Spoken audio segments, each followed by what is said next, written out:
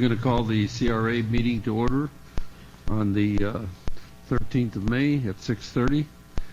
We will have begin the meeting with an invocation by Board Member McCrae, followed by the Pledge of Allegiance to the flag led by Commissioner Casello. If you'll please rise. Let's pray. O most holy and eternal God, the creator and maker of all mankind, we bow this afternoon just to tell you thank you for all of your goodness as well as your mercy. As we deliberate for the business of the city of Boynton, we ask that you will guide us and lead us, and most of all, that you will be the final judge in our decision-making plan. All these blessings we ask in your name. Amen. I pledge allegiance to the flag of the United States of America and to the republic for which stands one nation under God, indivisible, with liberty and justice for all. Have roll call, please. Here. Here. Here. Here. Here. Here. Yes. Thank you. We have a quorum.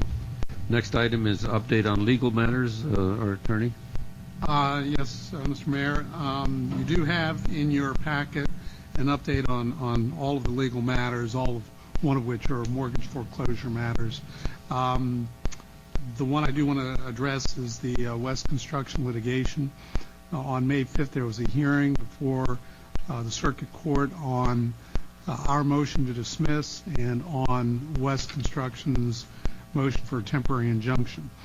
The long and the short of it is the court denied our motion to dismiss, but made very clear before we went forward on a hearing on the temporary injunction that West would have a very, very difficult burden to establish a right to that injunction.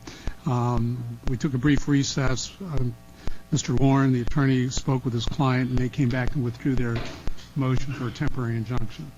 Where that leaves the case is we are required to file an answer no later than May 25th. The case still remains pending. They just didn't get the emergency relief that they were seeking, which they will not be able to get. I would tell you that there was a brief discussion between myself and counsel for West. There is a basis for resolving the matter without further extensive litigation expenses. However, before I go down that road, I would like advice from the commission or from the board, and I would request that we set an executive session, attorney-client executive session, so that I can present to you my thoughts and I can get your thoughts about how we go forward. I think it's very promising. I do think we'll be able to resolve it. I'm hesitant to discuss it publicly because if we don't settle anything that we say or that I say in the course of our public discussion, down the road could be utilized as evidence in court. How soon do you need that?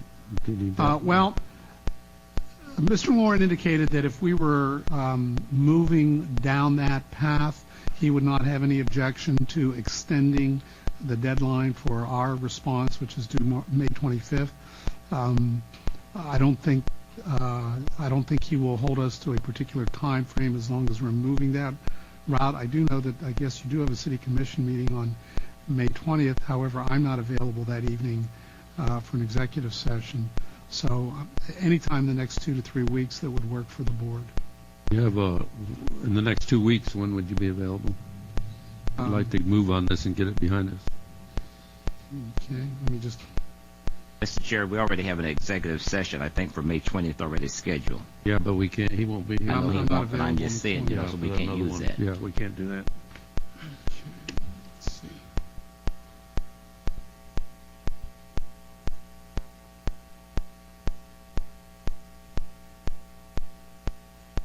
I'm actually available basically any evening that week except the 20th.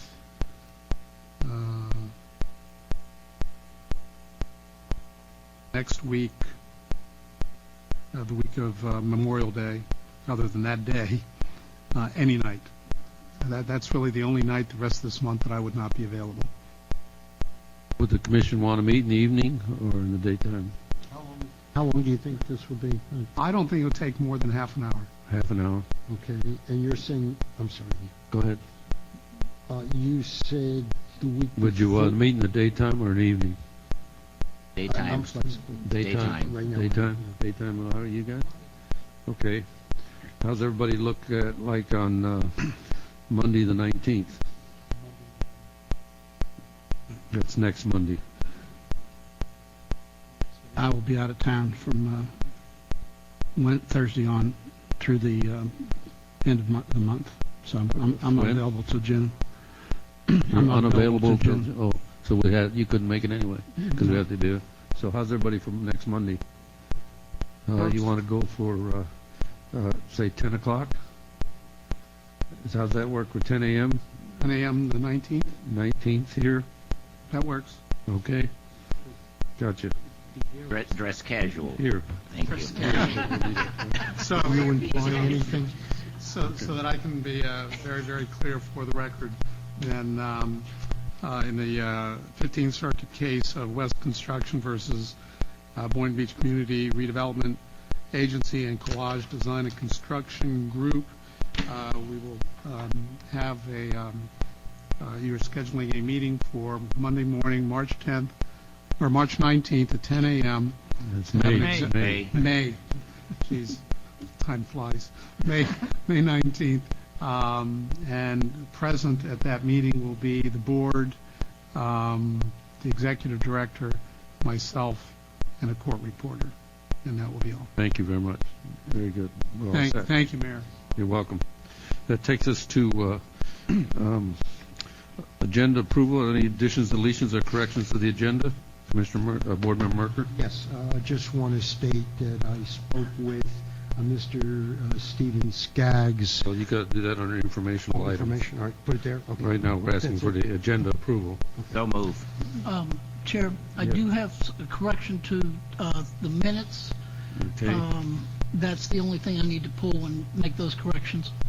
okay, that would be item, let's see, update, Under consent, it's A, 8-8. A, yeah, 5A. under consent. and then that's 8. First page. I don't see it. Under A, it says public comment law. Approval of minutes, CRA, 8-8. Very last one. Oh, 8A. 8-8. okay, got it, okay, we'll pull that. Other than that, motion to approve is amended. Second.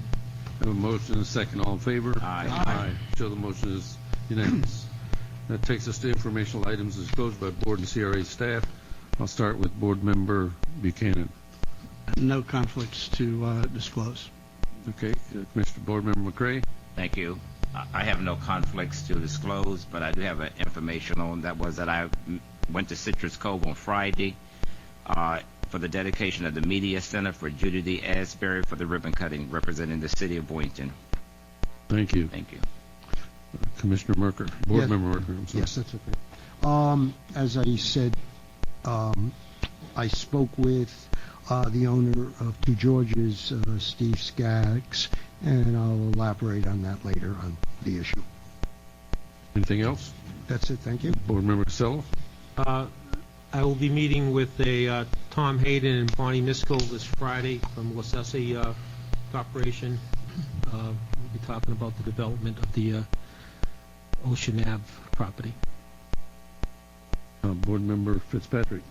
I received a similar email, and I responded, so I'm meeting with Bonnie Miskell and Tom Hayden on Friday also. Mr. Chair. Kara Joy. Chair, yes, get comfortable. First, I got a response from Carol Westmoreland, the Executive Director of Florida Redevelopment Association, and she informed me that my suggestion for a Financial Excellence Award would not happen in 2015, but will happen in 2016, and it's a no-brainer that we should be nominating the work of Susan Harris for that award. So next year, plan on sending Susan to that. I did have the pleasure of attending the movie night event, and kudos to staff, did a great job and a real nice event. This Saturday is Town Square planning meeting starting at 9 o'clock in the morning. And the next item that I have, and this is why I say get comfortable, it's a little long, but it's to the point. To the City Commission, the CRA Board and staff, and the City Clerk's Office. A month ago, I asked Attorney Ken Spilius to provide me with a letter for my employer on what I needed to do in the event that my employer were to go after business with the city and the CRA. Ken and I discussed it. We looked at the statutes, both the county and state ethics, the rules and regulations. The statute is real clear, and it provides that either your company doesn't do business or you as a board member resign. So for myself, my employer, the CRA, and the city, effective at the end of tonight's meeting, I am resigning from the CRA board. I am doing so to avoid any perception or even any whiff of any conflicts of interest. I have always performed my duties as a CRA board member with the highest ethical and professional standards possible. Others in the past have not done this, but I will not judge. That's for the courts and God. I want to thank CRA staff. Vivian Brooks is someone I respect, admire, and love. She has been a professional in all seasons. Mike Simon and I have never disagreed on any matter, and in fact, I have been a huge supporter of Mike since the day he was hired. He is a great asset to the team, and I value our friendship. Susan Harris, as I stated earlier, is an exceptional finance professional, has more class in her pinky than most have in their entire being. To Vicki Hill, what a great addition she has been, and yes, folks, she can do the happy dance. Teresa has been through so much, and she has been a godsend to those businesses that have applied for our various grants. I thank you, and so do those businesses. To Tracy and Amy, who have recently joined the team and are performing at an exceptional level, it has been a pleasure to work with you. To this board, Buck, as always, in all we have done together, it has always been for the good. Whether it was chamber events, committees that we've served on in the past together, and on this board, it has indeed been a great pleasure, and I'm sure we will be working together in the future. To Mac, a true child of the King, you've come a long way, and you should be proud of your great service that you give. It has been a pleasure to serve with you, and I'm sure we will work together again. David, Mr. Mayor, Meyer, Mr. I want to be Mayor Merker, I appreciate your kindness to me and hope that you grow in your understanding of the development guidelines and how to apply them. Simply continue to go to the resources of Vivian, Mike, and others. Attend the FRA conference. Go to the tour, attend the workshop, take notes, listen, and learn to be a team player, because the best projects are the ones that have unanimous support. To Mayor Taylor, if it were not for you and Kirk Bresner asking me to take part in the American Assembly's 2020 vision, I would not be here. By the way, it only took 7 years to implement our subcommittee plans. I will point out we were the only subcommittee that got our plans implemented. I appreciate your friendship, Jerry, and your love of this city. To Vice Mayor Casello, as you know, in your home, I like someone more than you. That is your daughter, Trinity. As I have said on many occasions, she is a treasure.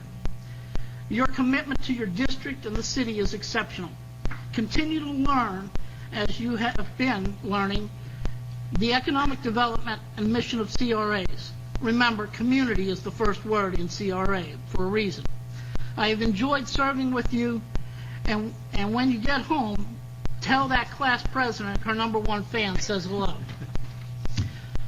Mike Fitzpatrick, your tireless efforts for green space is amazing. Yes, I like green space, but mine are called golf courses, football fields, baseball fields, and polo fields. You are making an effort to gain knowledge and understanding of what and how CRAs function, and I am happy to have served with you and continue your efforts. You all have been and are a great board.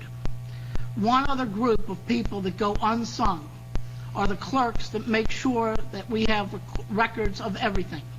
To Catherine Cherry, clerk at par excellence, thank you, and to the many other clerks that have served this board, I want to say thank you. I am proud of my service to the CRA. Others talked about things, we did them. During my time on the CRA, I'm just going to name a few things that we did because there are so many.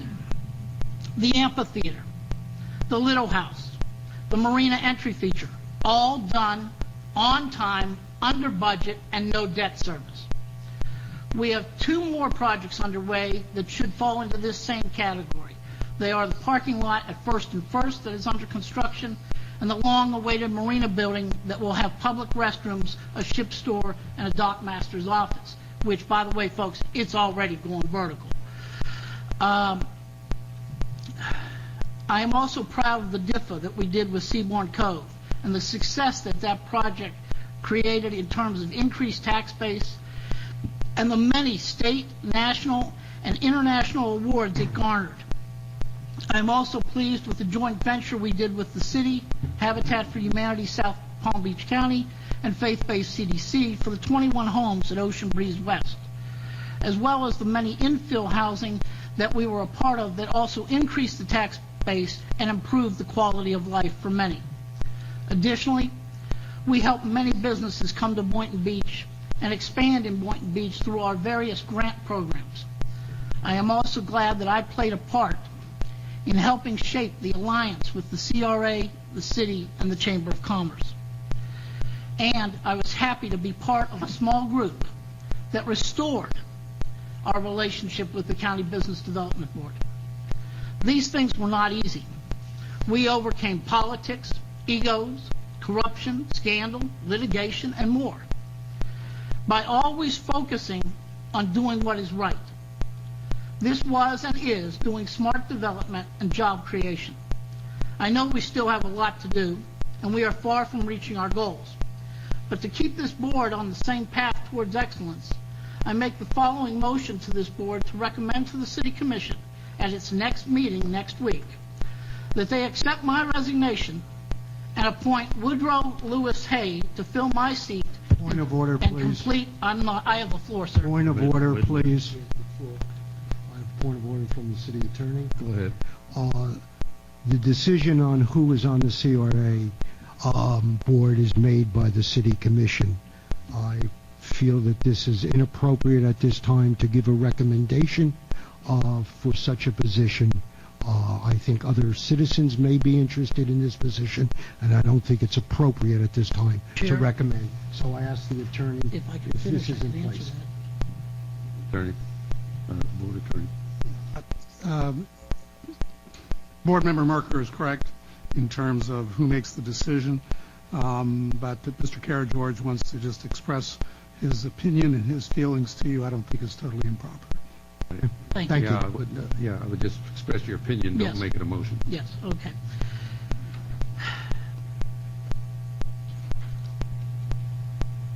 To complete my term, which is up in March of 2015, Woodrow, like myself, is a man of high integrity, ethics, and professionalism. As a former chairman and vice chair of this board, he can hit the ground running just like Buck and I did when we were appointed. This would make for a smooth transition for the board, staff, and public. I feel that if it were opened up, it would create a circus, and by the time another person got up to speed, the term would be over. I have spoken to Mr. Hay, and he will accept the appointment if offered the opportunity to serve. It is my recommendation that this board recommend to the City Commission to take that action. Thank you. You're welcome. Sorry that to hear that you're resigning. I want to express my thoughts that your knowledge about housing and development have been invaluable to this board. I think you've done a great job when you're here. I appreciate all the service you've provided, and I want to tell you now, after tonight, when you're no longer on the board, We will not be covered by the sunshine law, so I'll be very open to your ideas and suggestions. And I wish you very well for whatever you take in the future. Look forward to working with you in the future. Thank you. May I, please? Let's go with Casella menu. Okay. This has caught me completely by surprise, Mark. I didn't see this coming. I haven't heard anything about it. But I will say this. Your commitment, your love for this city is not surpassed by anyone. Your knowledge is invaluable. You are a wealth of information. And like the mayor here, I hope you keep in close contact with us, and now we can talk. And you've been a great colleague and a better friend. I thank you for all that.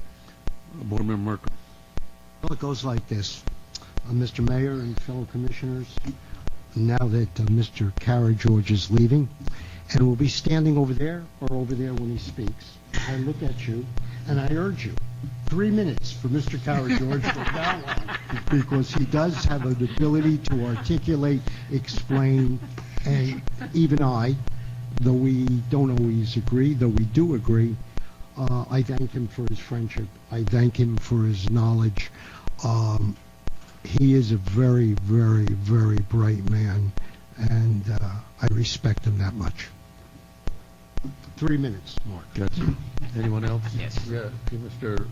McCray, Board Member McCray. Thank you, Chairman. I'd like to say to Mr. Kerry George, sir, I thank you for those kind words. I don't know that I am a child of the king, but gracious, You are. thank you. It got me by surprise, too, that you're leaving. You know, I was teasing you about getting dressed coming in. I said you ought to get dressed at home, but, you know, you said you had a lot of things going on. That's an understatement. And I'm glad that, you know, I was appointed the 1 year to work with you. Haven't been elected. Sir, you know, you are a gem. You have a lot of knowledge, you know. And we're not going to have anybody up here now to give us a rundown of everything that we went to and done. So I'm going to concur. This is the first time I will concur with Board Member Merker that you only use 3 minutes, please. Board Member Ken. Yes, Mark, of course, I agree with everything that has been said before, and all I can say is that you've been a great contribution to this board. You continue to be a great contribution to the city.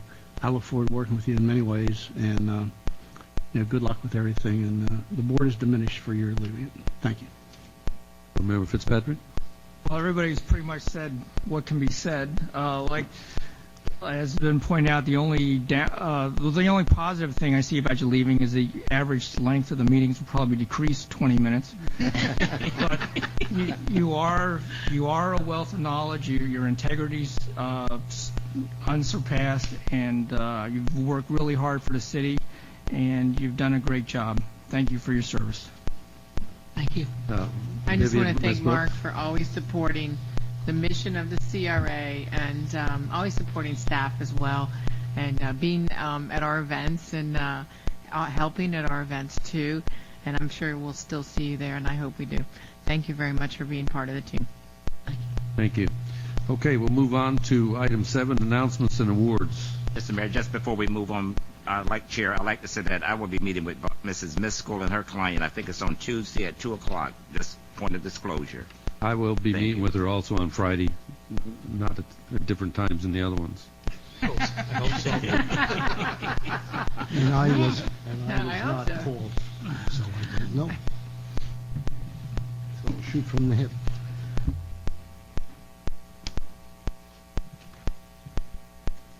Good evening, Board. Amy from the CRA Special Events, Amy Zimmerman. First, I want to wish you all the best and thank you. I will certainly hope you will still be at all the events, as I just count on it. So I just won't forget your thumb drive anymore. So, okay, sadly we had our last concert rained out. We held out till the last minute and called it at about 4:30. Although it had rained for several hours, we were remaining hopeful. We have about a 40% chance for our next one of rain, but that is going to be this Thursday. And we have a band called Riverdown that's going to be playing classic rock and pop.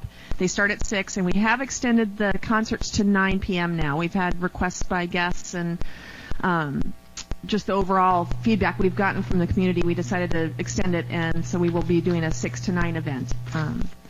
And we will be offering food and beverages as usual, and we have one additional month. We've extended the event into June now, too, as well, because we've gotten such a good response. So we are going to have a June concert on the 19th of June.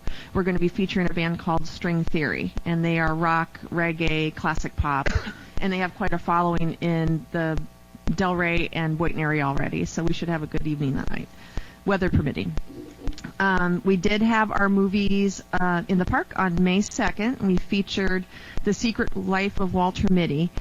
We had a great turnout. I handed out about 150 raffle tickets to adults. I only gave one to each adult, so factoring that in and how many children that each of the adults had, I think we had about a 250 turnout, which wasn't our Frozen. We expected that, but I'm still really glad I'm seeing the momentum build. We had a little bit of a technical difficulty with the probably one bad DVD that's out there of the movie we got, so we had a little 3-minute break we hadn't planned on, but we retained our crowd, and we gave away some local businesses gift certificates to the guests that were there. We did a raffle. That's become very popular and kind of expected now with the guests there, so giving some business back to the local businesses here. So we will be showing also another movie in June. We've extended that as well, and we're going to do another animated, since we did great with Frozen. I'm trying to alternate. I know it's not your kind of movie, but we get a good family turnout. So we're going to show the Lego Movie, and instead of showing it on the first Friday, we've decided to do it a little later in the month so that we can show the Lego Movie, which is released on DVD on the 18th. So that movie night is going to be the 27th, and the kids will be out of school, so we should get a good turnout that night as well. Good. Okay. Okay. Thank you so much. Thank you. Appreciate it. I don't Jada? know if you guys realize, but we have created a video, and it's different at each movie that we show that showcases our restaurants. We had a professional videographer go out, and it's set to music. It's when. Do you remember any of you going to the drive-in? Yes, I saw it. Yeah, it's very. It's kind of like that. Go to the snack bar, but it's go to our local restaurants. It's very cute, very well done, and then we give raffles to those particular restaurants. We do raffles for those. So we're trying to cross-promote during our events so people can go to these restaurants and experience them. A good idea. Vivian, one other thing with that is there's been a lot of positive feedback from those restaurants, and all of those restaurants are in the CRA district, and they're benefiting from it, and the people are hanging around, and because we tell them that we're going to do raffles, we just don't tell them how many raffles. So they're all excited, and then when the last one goes, you hear this big, But it is being well received, and it's a nice way of cross-promotion. Board Member Fitzpatrick? I have a question, Vivian. There was, in the backup, there was one person who didn't want their restaurant. Yeah. What was the reason? Was one given? No. Okay. I talked with him. I knew. I'll tell you later. Yeah. It takes us to the consent agenda. Item A was pulled. Board Member Kara George. Yes, I have a couple corrections on page 3, the last sentence. It needs to be deleted. All I did for that event was make calls to get everyone to attend. I did not have any input on the grant, although we are greatly appreciative of the grant. Other staff members suggested Boynton, and in the meeting I said, that's a great idea. That's about as far as I did on anything with the grant, but I did get, my main job was to get everybody to come out for the recipients of the grant. On page 9, the sentence before adjournment is wrong. I asked if Lyman Reynolds would be coming to our next meeting, and it had nothing to do with Elysee. It had to do with Lyman Reynolds giving a report, and so that's the other correction. Other than that, motion to approve the minutes as amended. Second. Have a motion second. All in favor? Aye. All opposed? Show the motion is unanimous.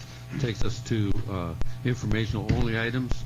I'll just run down them quick. If you've got a question, stop me. The public comment log. B, update on irrigation maintenance of vacant lot 222 North Federal Highway. C, marketing collaboration, the Florida Trend Magazine ad. D, business development advertising campaign. E, annual filing of statement of financial interests. I do have one comment there. It says in the backup that those will be mailed to our house. I haven't gotten one. Anybody else got it? Get it? Did you get it? Anybody else get it? No, we didn't get them. I haven't gotten it either. Anyway, just so, if you look into that, we didn't get them. Right, I think it's a matter of timing of when they're mailed out, but I'll look into it for the Okay. board members that Thank did you, not appreciate receive it. it. Yeah. Mr. Mayor, Right. I'm sorry. Yeah. Yeah, we need to go back to 2014 CRA comment log, Yeah. response, follow-up. It says several places that Mr. Simon replied that this comment would be represented to the CRA. It's not represented, it's presented. It's in 3 places. I just want to make sure that we note it for a correction Okay, thank on you. our log. Okey doke. Thank you.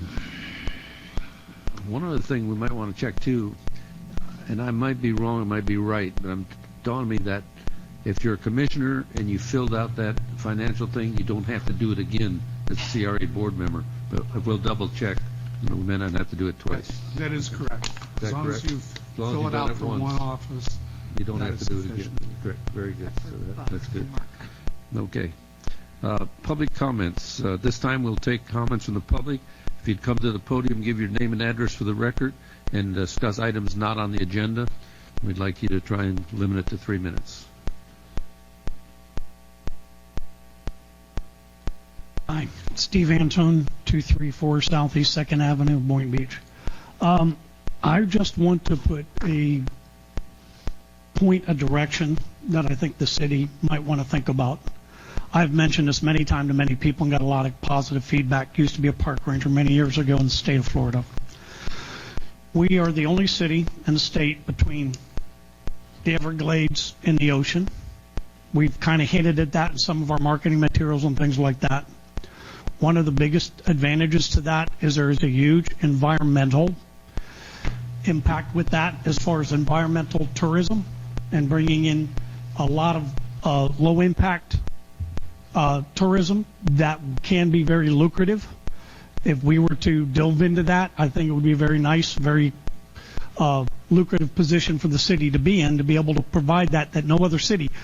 Within 15 minutes, you can be paddling from the Everglades, be paddling a canoe, get in your car, and then go to the beach. And there's a lot to happen in between. And if we were to develop that as an environmental education tourism, I think that would be a very nice direction for the city to go in. I would like to present this as a city commission meeting, but I also want to present it to the CRA board just as an idea, information to look into. As a park ranger, we knew that recreation was very, very large, and it's very low impact, but it does raise a lot of fees. By, like I said, you want to capture for 4 hours. You have 4-hour capture. When Walt Disney first built Disney World in California, he went to the bankers. The banker said, it's not going to work, Walt. You got to keep people more than 2 hours. He tripled the size of his property and was able to capture for 4 hours. Disney World, as we know, is now where it is. But for original Disneyland, he wouldn't get his permit because the banks wouldn't give him the loan because he didn't capture for 4 hours. If we can keep people entertained, enjoyed in Boynton Beach for 4 hours as a low-key, low environmental impact, we can be a lot more successful that way than I think than any other way. Thank you. Thank you for your input. Anyone else wish to address the board?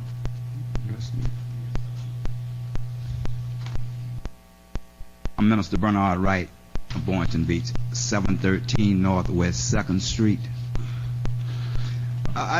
This is a CRA board, my first time before you all, and what I'm right now thinking about, what has been done down the Martin Luther King corridor in all these years.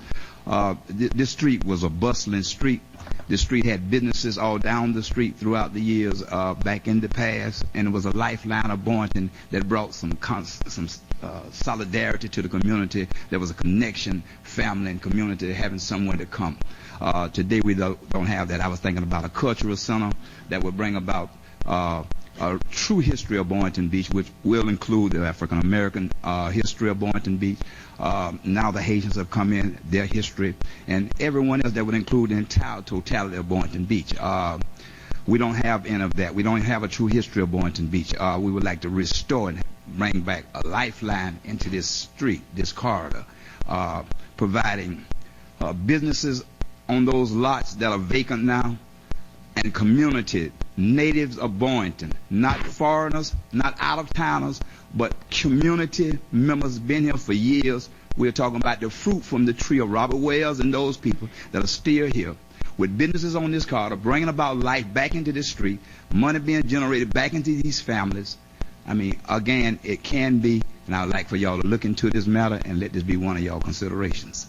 Thank you. I think if you listen a little late tonight, we're going to be talking about the Heart of Boynton redevelopment plan, and you'll see a lot of what we're doing there already, but it'll be at least give you an input on some of the things that are going on, and then we'll go from there. Yes, because this street brought about it catered to some of the greatest entertainers ever lived, especially African American. Yeah. Chair, Thank you. Chair, if I may. You're absolutely right. When Count Basie and Ella Fitzgerald and some of the greats of music history performed on the MLK corridor and on Federal Highway in Boynton back in the 40s and 50s. And 60s. And the early 60s. Yes. Early 60s. And I know this because I know the people that have been here, like Mr. McCrae, who's been here for over 50 years in our community, and people like Dr. Martha Meeks Light and others, like Blanche Gertman and many others, that know the history of this city and are very proud of the city. You talk about businesses, one of the things on our agenda is putting a Family Dollar at Seacrest and MLK, and that's going to be discussed in addition to what we're looking at doing in the Heart of Boynton with our Heart of Boynton plan, as well as other things on the agenda that are all geared to the Heart of Boynton and improving the quality of life. And so if you just hang around, you're going to see a lot of things that we're working on and have been working on for several years, sir. And I can appreciate that even the Family Dollar having come in now, but that would have nothing to do with community money, family money, natives money that would be placed in and out and constantly being generated in. That would be money being taken out of the community. Now, how they would put it back, I don't know. Actually, sir, what they're doing is job creation. I mean, how many jobs can a Family Dollar store, you know? Yes, but what I'm getting at is it's the first commercial building in the Heart of Boynton in 55 years. And that's progress. This is public comment. Okay? That's progress. To God be the glory. I appreciate that, but the rest of it, I'd like to see some African American owned businesses there. And the lightning there. Why aren't there ample lightning down that street? We don't even want to go down there and buy it. Anybody else wish to address the board at this time? Seeing none, we will close the public hearing and move to old business. First item is review of consideration of approval of the updated Heart of Boynton Community Redevelopment Plan. Thank you, Chair. This is part of the strategic plan that you recently adopted. This was our first task between the CRA staff and the city staff. This is our first completed effort. Oops, it was too fast. Just because we have a lot of people in the audience we don't normally have. This is the part in yellow is the Heart of Boynton within the city limits. It's the neighborhood of the Heart of Boynton, typically African American historically, and this is the reason the CRA exists is the Heart of Boynton, really. Okay. Again, a close-up of the Heart of Boynton area. It has some interesting street layouts. As you can see, some of them are typically like if you've been to Washington, D.C., has the radial street grid. Very, very small lots. Very small. I don't know why it's going too ahead. The Heart of Boynton plan history. There was a community charrette conducted with 400 participants. They identified and interviewed community stakeholders, conducted a neighborhood livability workshop. They conducted 4 planning and design charrettes, and there was a plan adopted in 2001. They had a lot of community input into the original plan. Identified out of that the key strengths and weaknesses of the area by the community were its history and location, 2 elementary schools and a Head Start center, 2 active CDCs, strong city and CRA commitment to the area, churches, Cherry Hill public housing, and Boynton Terrace were seen as weaknesses, loitering and crime at the local small stores, large number of small vacant parcels making it hard to make an assembly to develop. Can you back up, please? Because we need to note that Cherry Hill Public Housing and Boynton Terrace is no longer there. Right. This is the old plan. Well, we still need to see it, Vivian. I'm just saying Right. for those And we're that going to sit go. here. We're going to go to that part. This is to review for. We have a lot of new commissioners that don't have your history. Right. So we're giving a little primer here. The neighborhood master plan recommendations from 2001 were to create 7 neighborhoods, west of Seacrest to remain single family, east of Seacrest to become more predominantly multifamily, land assembly at Cherry Hill, MLK Quarter, and the southeast quadrant, and predominantly a Floridian design for new development. These are the kind of a summary. And where are we today in the implementation of this plan is there have been 79 new homes constructed in the neighborhood between the CRA, City, and Habitat. 75 homes have been renovated between those groups and the CDC. And I forgot to put the CDC in there, I'm sorry. Cherry Hill Public Housing has been demolished, that is true, and that land is out for RFP for redevelopment. Actually, it's been awarded, it's been awarded. Boynton Terrace has been demolished. The west side of Seacrest is developed into 21 new homes. The east side RFP is on our agenda tonight to be redeveloped. The Wilson Park has been redeveloped as Carolyn Sims Community Center. So a lot of things have been accomplished. And we have Palmetto Greens Park expansion is completed. Sarah Sims Park, we've had land acquired and a master plan adopted. Seacrest and MLK Streetscape. Seacrest has been completed. MLK is designed, but we're waiting for some more development to occur before it just sits there. There's been land assembly. The city and CRA have assembled over 100 properties.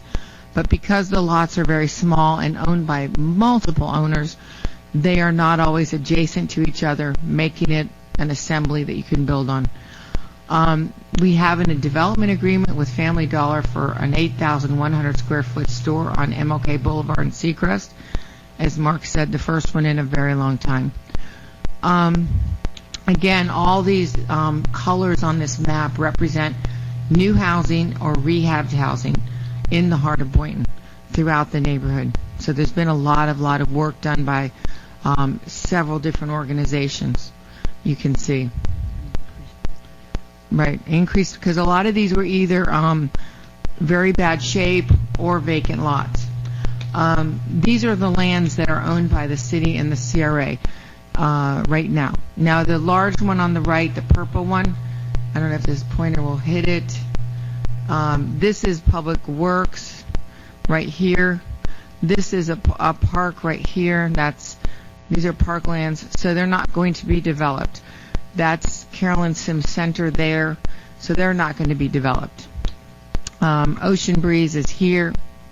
What did I just do?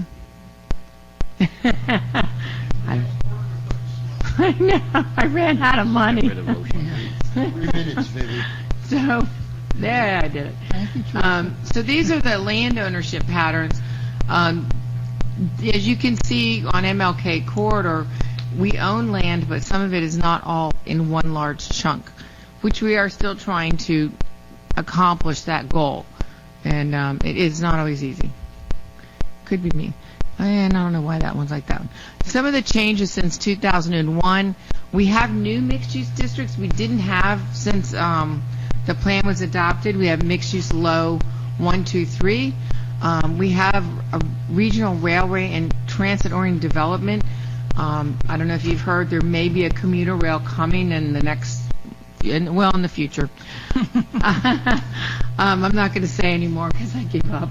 I don't know when it's coming, but it's supposedly. Economic development program in the city, historic preservation program that wasn't in place when we adopted this plan. There are redevelopment opportunities that have been identified since the plan was adopted that we think are good for the community and will help stabilize the community. Model block, we're calling it model block. It's the 100 block of West MLK Boulevard on the north side, just south of Point Siena Elementary. The city owns a number of lots in there, single-family lots that are vacant. They're working with some nonprofit groups to do the public improvements, sidewalks, streetscape. So that's a very exciting project. MLK Commercial Center, like I said, we have an agreement with Family Dollar. They'll be presenting their design for the building tonight at the southwest corner of MLK and Seacrest. And we are still working towards bringing a full-service grocery store into the neighborhood, which would be the first one, maybe ever, of real size. Ocean Breeze East is on the east side across from Ocean Breeze West. That RFP to develop that is on tonight's agenda. That is a 4.5 acre site and possibly could go larger if the adjacent landowner decides to respond. And that will be a very major project for the community. Cottage District, that is between 4th and 5th, Northeast 4th and 5th. We own the bulk of the land in that block. That we'd started buying in there because the whole block is platted very strange. Can't figure it out, but we bought it to try to fix that. CRAs are designed to deal with that stuff like that because nobody else is going to do it. The private sector isn't going to do it, so that's what we're going to do. And put it out for RFP later in the year to build new homes. Sarah Sims Park expansion. There is a historic burial ground there, African American burial ground. We want to memorialize that and do a park there. We have a master plan. We have some other properties to buy there to make it happen. And we're in the process between the city and CRA of making that happen. Right, and explain to me, what are you calling the MLK Commercial Center? That's basically the nodes on the MLK and Seacrest and MLK and Railroad.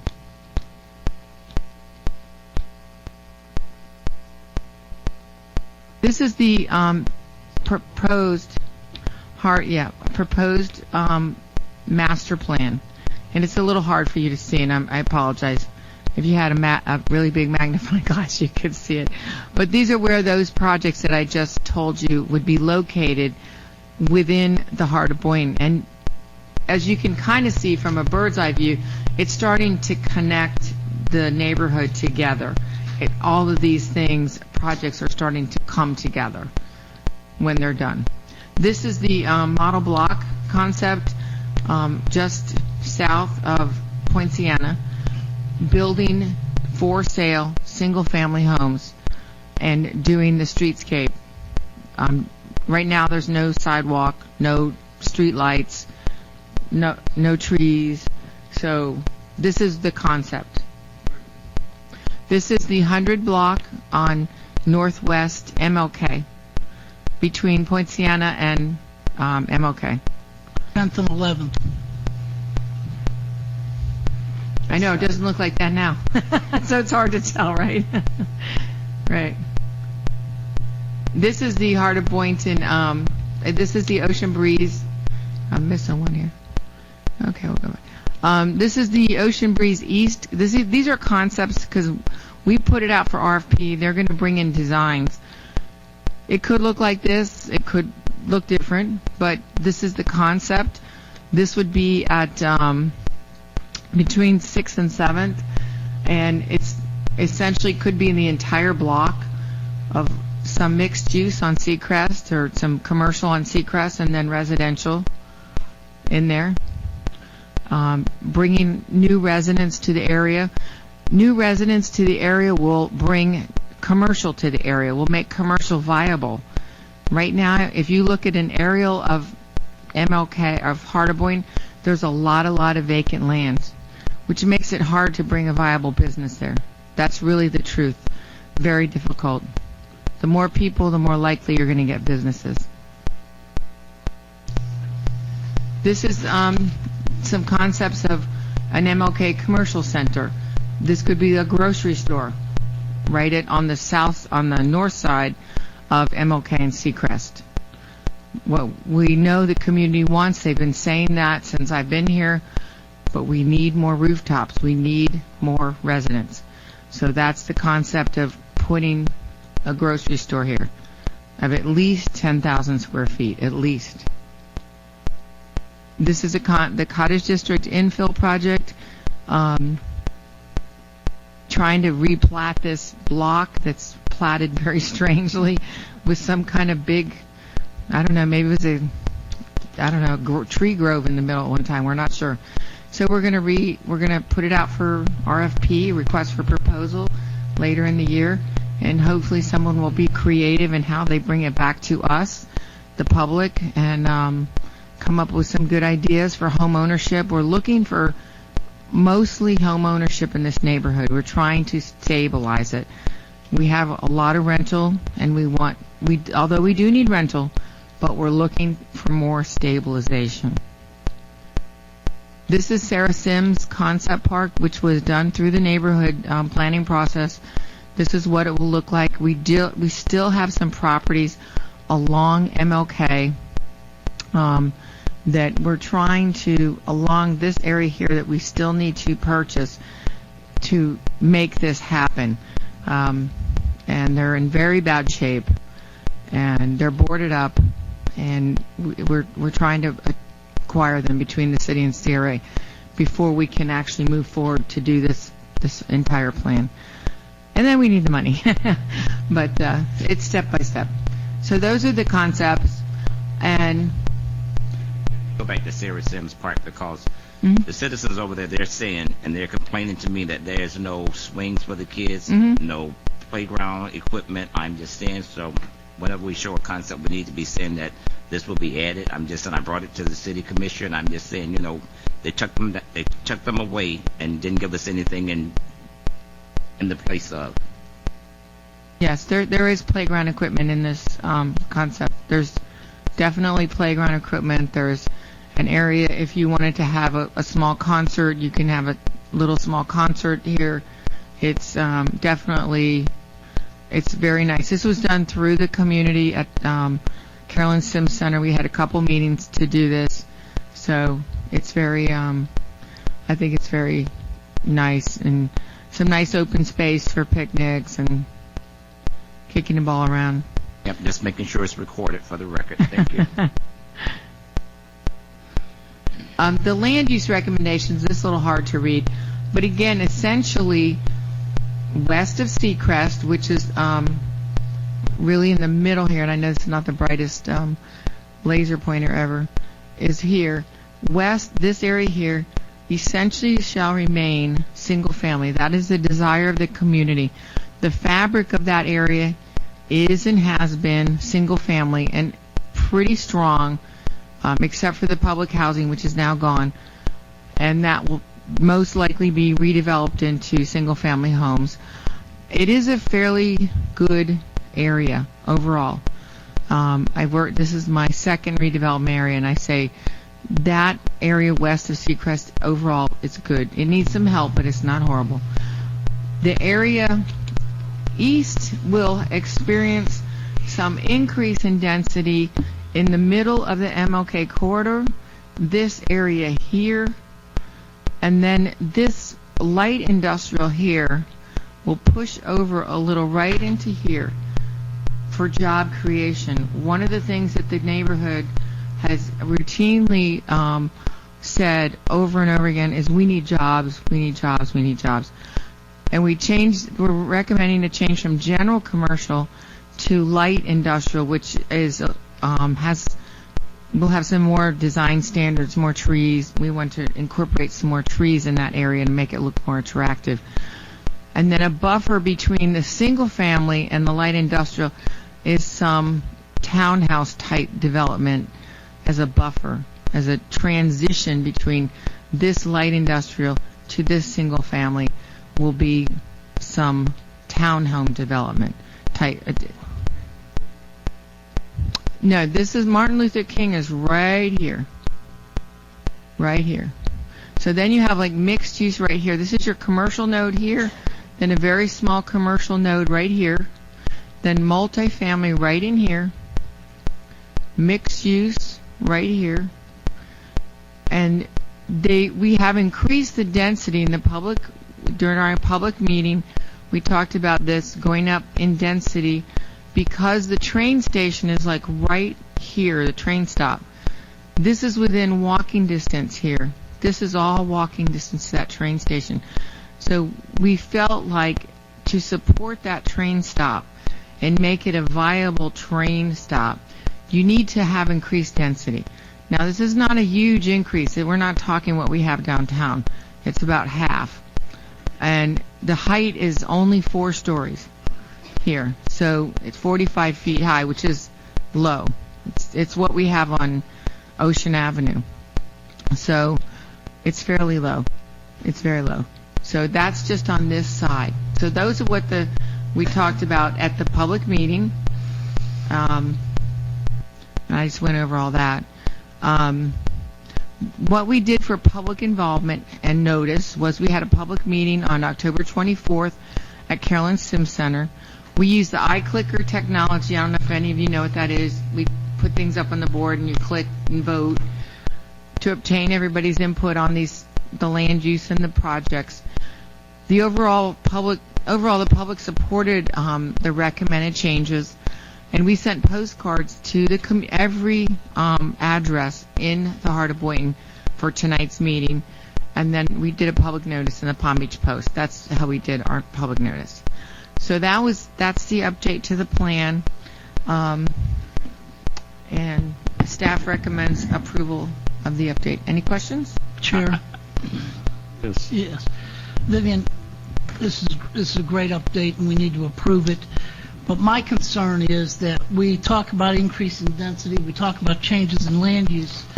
We need to make sure that the city, and specifically the West Wing, goes and approves that in a timely manner. We're going out later on here for an RFP, and what's designated as the land use and the zoning now and what we're going out for are 2 different things. We need to catch the city up with what this plan calls for so that we can implement these changes and do it in a timely manner. And I see our planning director here tonight, and we really need to do that in a timely manner. I understand. Commissioner McCray? Thank you, Mr. Chair. Ms. Brooks, my concern is that although this is nice on the board, I'm just saying, where can a citizen pick up a plan? Because we have Minister Wright in the audience, we have Ms. Sarah Jane Williams in the audience, we have other activists in the audience for the Heart of Boynton. I'm just saying, if they need a concrete copy of this, where can they pick one up so that they could, if they call me, they will have a copy, and I will have a copy. At my office. They're available at CRA office. You hear that? Okay. CRA office. Board Member Merker? And it is on our website if they want to download it.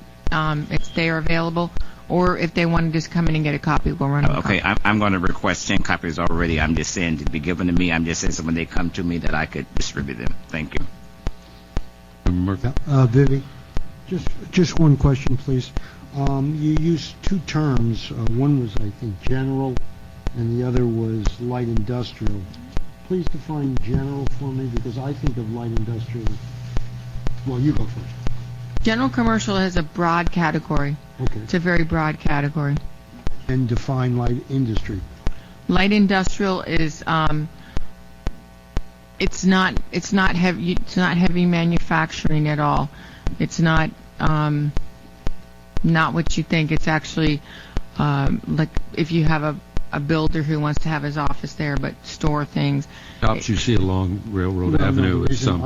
Okay, I'm This sorry. is light industrial. Yeah, I think of light industrial differently. Though, Right. Because Quantum is light industrial. I'm sorry, I didn't hear that. Quantum is light Okay, industrial. because I think of light industrial as warehouses, Right.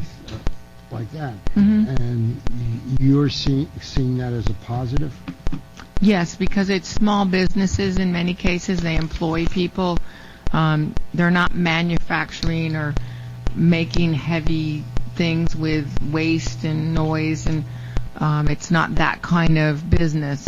We don't think it's appropriate in the neighborhood there, but Yeah, no, I agree. The only thing is, from experience from the past, is when you deal with light industry, you have to make sure you oversee it, because people take advantage, and light industry all of a sudden becomes... that's true. It's done through licensing when they come in, and code. After they're in, then it's done through code. There are motions to approve the Heart of Boynton Community there more redevelopment comments? plan. No, I'll let you get some more. Just let's get something on the floor. Is there a second? Second discussion. Commissioner Fitzpatrick. I have a couple comments. First of all, I'm not totally sold that public money should be used to subsidize single-family homes. That's kind of like a dream and a goal, but I believe that's not something the city should get into.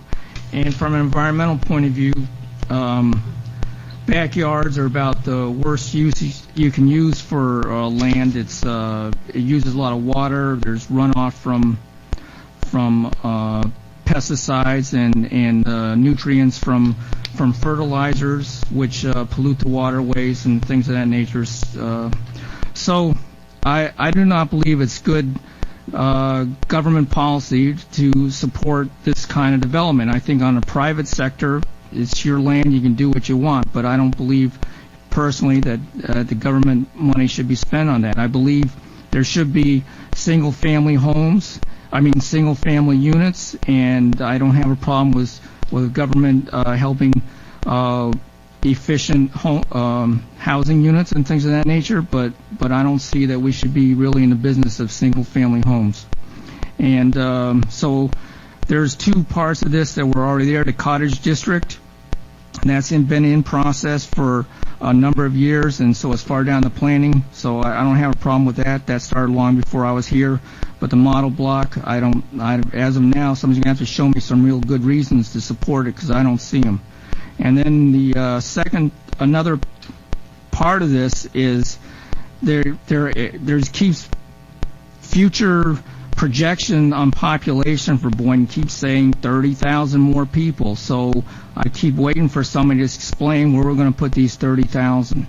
And if we're going to go for that 30,000, or we're going to try choking it off to 10,000 or something, I'd like to see how we're planning this out. I don't see any real planning on that. And then also, when we first started as CRA board, we went on a trolley ride last year around everywhere, and then we had a little get-together restaurant at the restaurant, and everybody explained where they're coming from, and I explained right then the main reason I ran, or one of the main reasons I ran, is I'm interested in greenways, and to me, a greenway corridor along the FEC Railroad makes the most sense, because even now, that more so than ever, because they're going to be talking about putting another 30 passenger train per day, not to mention once the Panama Canal widens, probably another 10 cargo trains a day, so a buffer that will help on noise and vibration. So that's where I believe there should be approximately a 200-foot buffer of green space for bikeways and pedestrians along the FEC corridor, and of course that's not in this plan. So I've been saying that all along, and I understand, so that's where my vote's not going to be.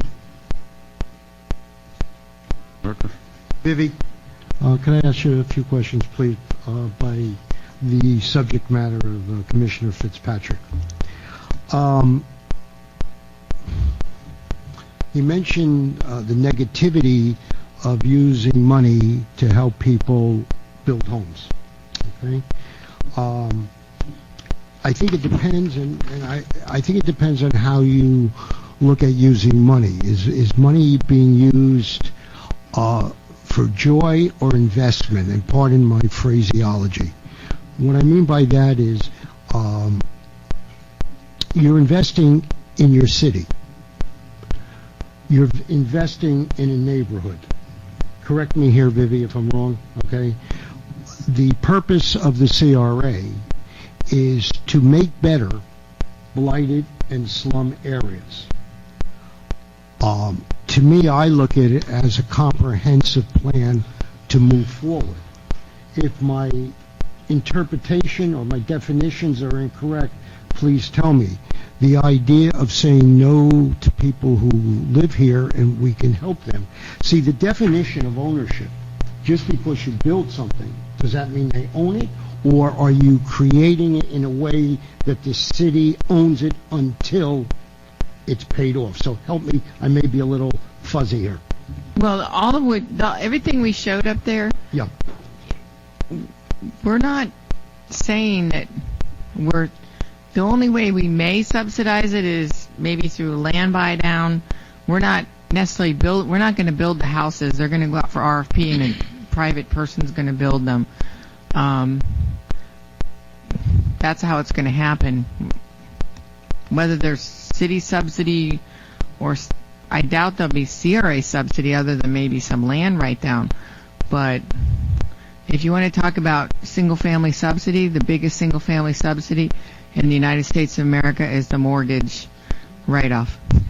Yeah. This is nothing compared to that. No, but you know what it is? Things are being said and pictures are being shown. And This is what the community wanted. We are, as planners, we tried to do we were stewards of the community's desires responsibly. Mhm. And the fabric that's there is not broken on the west side. When you do an analysis on the west side of Seacrest, it is not broken. It is fairly healthy and okay. So going and changing that, if it starts to change on its own through time with the market, that's one thing. But for us to do that on our own and start willy-nilly sticking multifamily in a single-family neighborhood probably would not be met very well from the Community Redevelopment Agency. They have been agreeable to doing it on the east side, and I think that's very open-minded of them. So help me on one sentence. What I'm hearing, if I'm hearing it correctly, because I listened to Commissioner Fitzpatrick and I'm listening to you and everybody else, is you think this is a positive reinforcement to go forward with to develop this area? Yes, because the community is the ones that have to buy into it and buy the houses and support, upkeep the houses and pay the mortgages. Yes.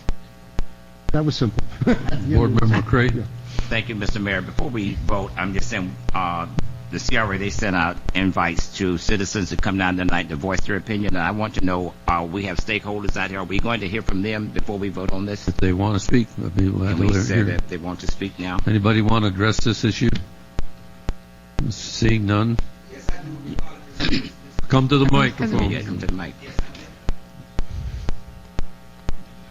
In this grocery store, and who is the community you're talking about that actually was with y'all in designing this and approved this? Who y'all calling the community of Boynton? We were speaking about Martin Luther King Jr. Boulevard. We're talking about the heart of the African American community, and so we're talking about African Americans. So, and we're talking about Boyntonians. So, who are the people we're talking about? You want to address that? Yeah, I can address that. Mr. Wright, in 2001, we had a charrette where there's many citizens that came together. They met at St. John, met at various churches. This was from the Afro-American community. We did meet. We did put down things that we wanted, saying that we wanted a grocery store. All of these things, perhaps you did not make the Who was meetings. those pastors? Are they still here ministering? Were they from Boynton? Who are they? They was from here. From Well, who Boynton. are We they? got Miss Sarah Williams here, so I'm not going to get in a debate with you, but I'm just saying the citizens of Boynton, they did meet.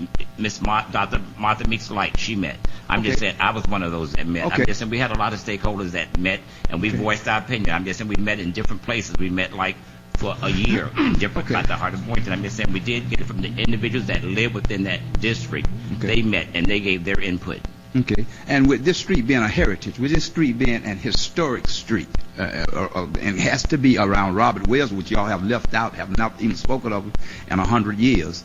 Sir, excuse me, let me go ahead and address you. This is what we said. We said that we was going to look at the individuals like your grandfather and all those about, Mr. Wells, et cetera. There's other people that was there, the Meeks and all those. I'm just saying we're looking at the totality of that street. I'm just in that district. This is why I requested that they give you all a copy so that you all have information. We did meet the charrette. Other people probably tonight will come up and speak about what I'm saying now about what they wanted a grocery store. They wanted to have more businesses on MLK Boulevard. And this is what we're trying to get. No problem, as long as they're black and owned, operated by those of Boynton Beach. Those that spoke was your colored line, sir. I have nothing to do with Okay. the color in that respect. Okay. But I'm talking about natives of Okay. Boynton. Well, sometimes you have to get people that citizens that people want to Well, you have to invest. give them an opportunity. Might not, somebody in West Palm might want to invest. Well, in Mac, you Boynton. have to give them an opportunity. Opportunities Because, there, you know, sir. It's I'm just not- going to say this, the higher echelon of the African American people, they have never cared anything about those that are on that corridor. Those the underprivileged. They never cared anything about those people, nor their future. I'm here to speak for that today. Okay. To God be the glory. Okay. Good evening.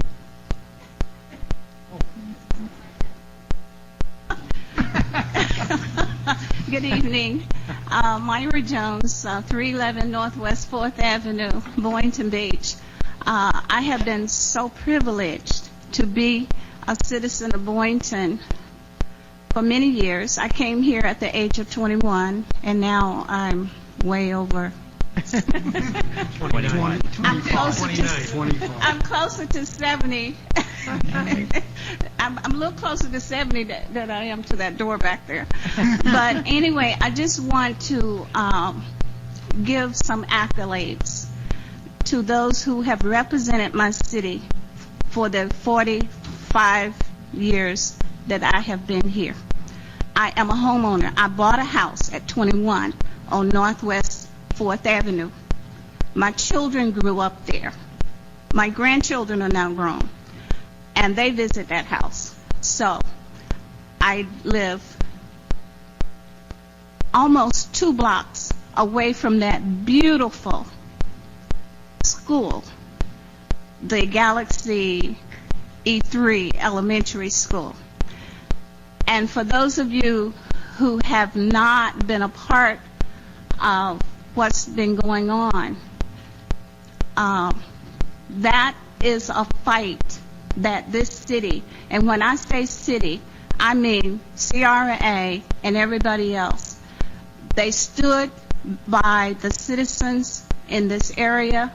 And and thank you, Mayor Taylor, you've always told us that we were one from way, way back.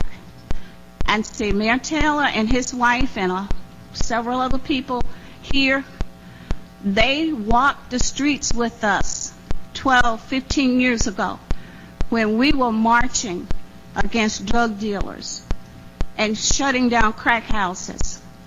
This is what my city did. And I was a part of a national drug fighting group.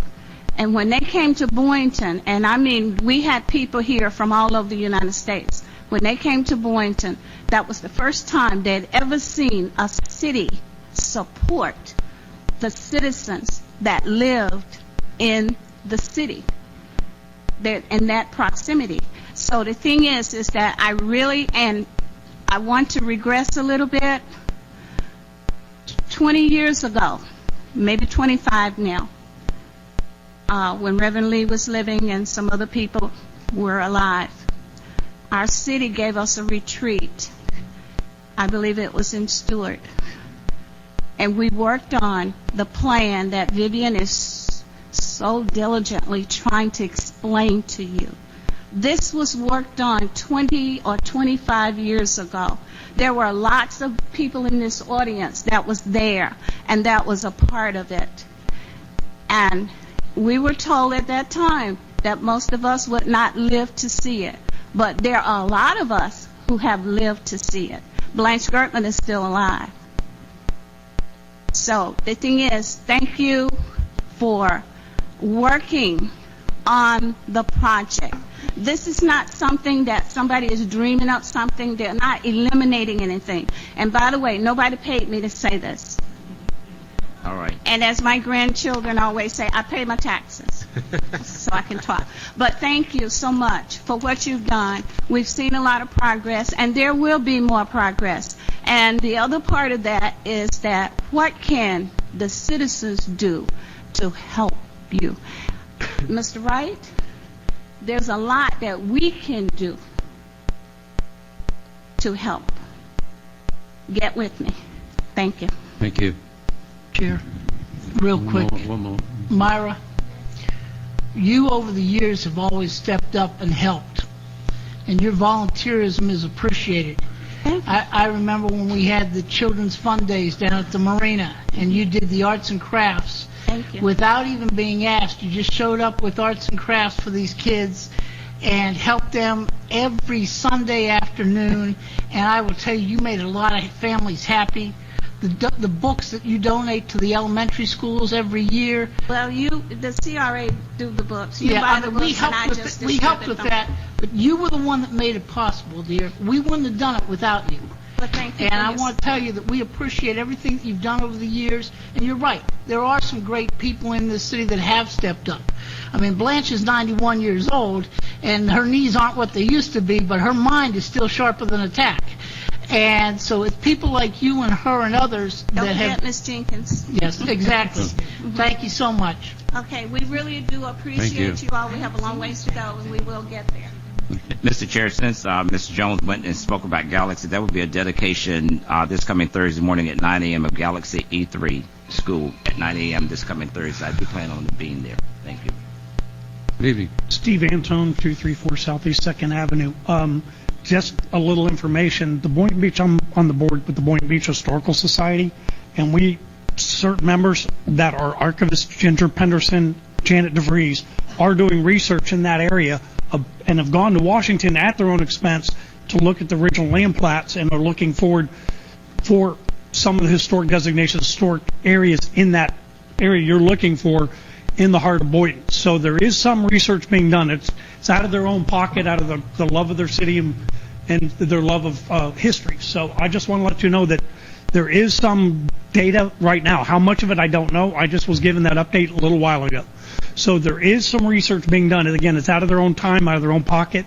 So it's not as extensive as it could be, but it is happening. Thank you for the update. Hello, my name is Stephen Grant, 136 Northeast 3rd Avenue. I'm just south of the heart of Boynton, right next to the KFC. And, I had a choice of where I wanted to live, moving down here after law school. And just, looking at all the other cities, I chose Boynton Beach because of its location. It's close to 95, it's close to Federal, it's, I got on last Sunday, we turned on the radio, and before the end of the song was over, we were already at the beach. I'm also chairman of the Financial Advisory Committee, and what we're doing there is we're recommending, the city commissioners have asked us to make recommendations what to do with their vacant lots. I can see that they've already did a lot of thoughts with the CRA has done with the master plan, and so I don't know if you guys have coordinated with the city-owned lots, but we also have recommendations that I guess we'd like to forward to you and help make Boynton Beach the best, because I love walking my dog in the neighborhood of Hardin Boynton Beach, and it's I always find it a pleasure where I can live in a city where I can say hello and I get a hello back. Thank you. Thank you for the input. Okay, I have a motion and a second to approve. Mr. Chair, final comment for me, please. I want to just say thank you for allowing the citizens that did get up to speak, to speak so that we could at least hear them. I'm just saying so it's on the record, for those that spoke. And I'm just saying so when I start getting bombarded with telephone calls, I'm just saying opportunity was here. They had a chance to speak and be heard. I'm ready to vote. Thank you.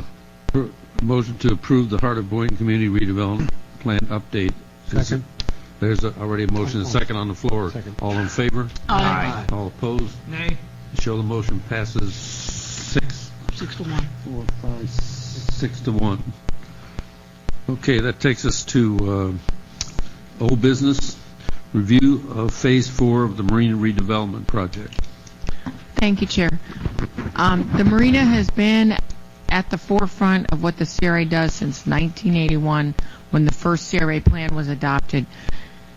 The CRA really got into redeveloping the marina when it got the opportunity to purchase a portion of it from the Skaggs family and then another portion of it from the Related Group. And giving us some control, and then a piece of it from the city. So now we own a chunk of it, and we could start to improve it and kind of create some kind of unified look to it. We created a master plan.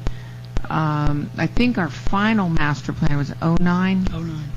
And this is really at an overall look at it. The first part of it was dredging the basin, putting in new piers, docks, fish cleaning station, new individual meters for water and electric for the slips, for the boaters, for our boaters, and then actually replacing the wood at the fuel dock. That had to be replaced, we found out. So we did that. The next phase was where you come into the marina. If you didn't know the marina was there, you wouldn't know the marina was there. I mean, that's just the truth of the matter. You could drive by. I mean, you would know Marina Village was there because it's huge, but you wouldn't know the marina was there. And we thought, well, that's crazy. We have all these businesses who have their business there, and you just don't know it, including Two Georges and Banana Boat and all the little boats, individual little businesses. So we thought, let's do something monumental that you'll see at night and day, which we did, and it's also a small park green area. The next phase is what we're on now, which is the ship store, which will provide service to boats coming by. We pump $1 million of gas out of those two very old, slow gas pumps. We are upgrading those. We've upgraded the underground portion. Now we're going to upgrade the actual gas pumps, so we'll be able to service some larger yachts there. And we're now putting in the store, a small ship store, and public restrooms. All those businesses, of course, they cannot have their own restrooms. They're boats. But they have customers who come and need to use facilities. So that's what we're doing. And that building is vertical, as Mark said. And along with that, we're improving the grounds there with some trees, and you could sit under the trees and watch the water and watch the boats. The last phase, which wasn't meant to be the last phase, but unintentionally, it's an old building that has been there for some time. Was built by the Hall family. It's I believe it was an apartment upstairs, and then some sort of retail downstairs. And it's non-conforming on the site, meaning that it would not be approved today on the current site the way that the road is and everything else. The building is, it is concrete. There's nothing wrong with the building other than it is non-conforming on the site. What is improved for that is, where's my little clicker? This is the building, how it is today. Obviously, it's dated probably from the 50s or 60s, the look of it, as you can tell. Yeah. And you can see on the top picture how close it is. When you come around the corner, there is some visibility issues.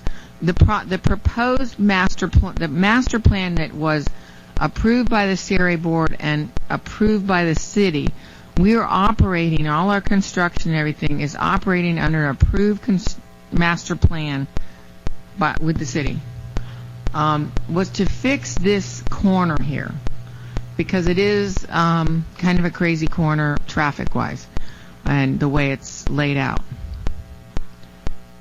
So this is, it will fix this traffic issue here.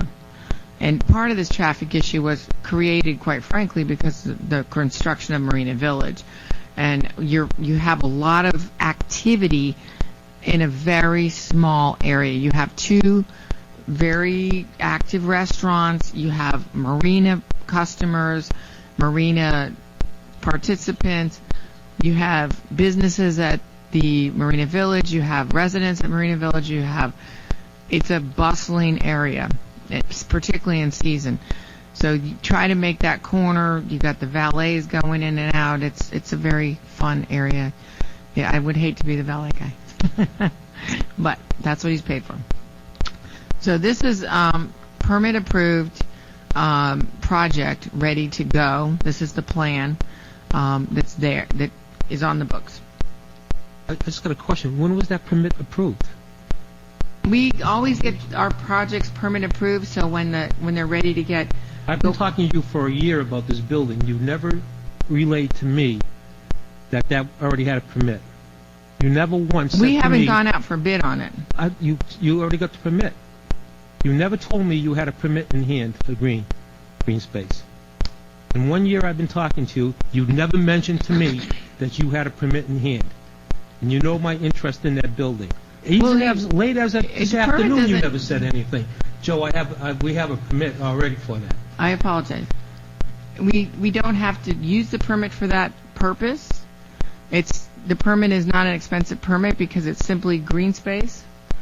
We're not constructing a building, so it's a very inexpensive permit.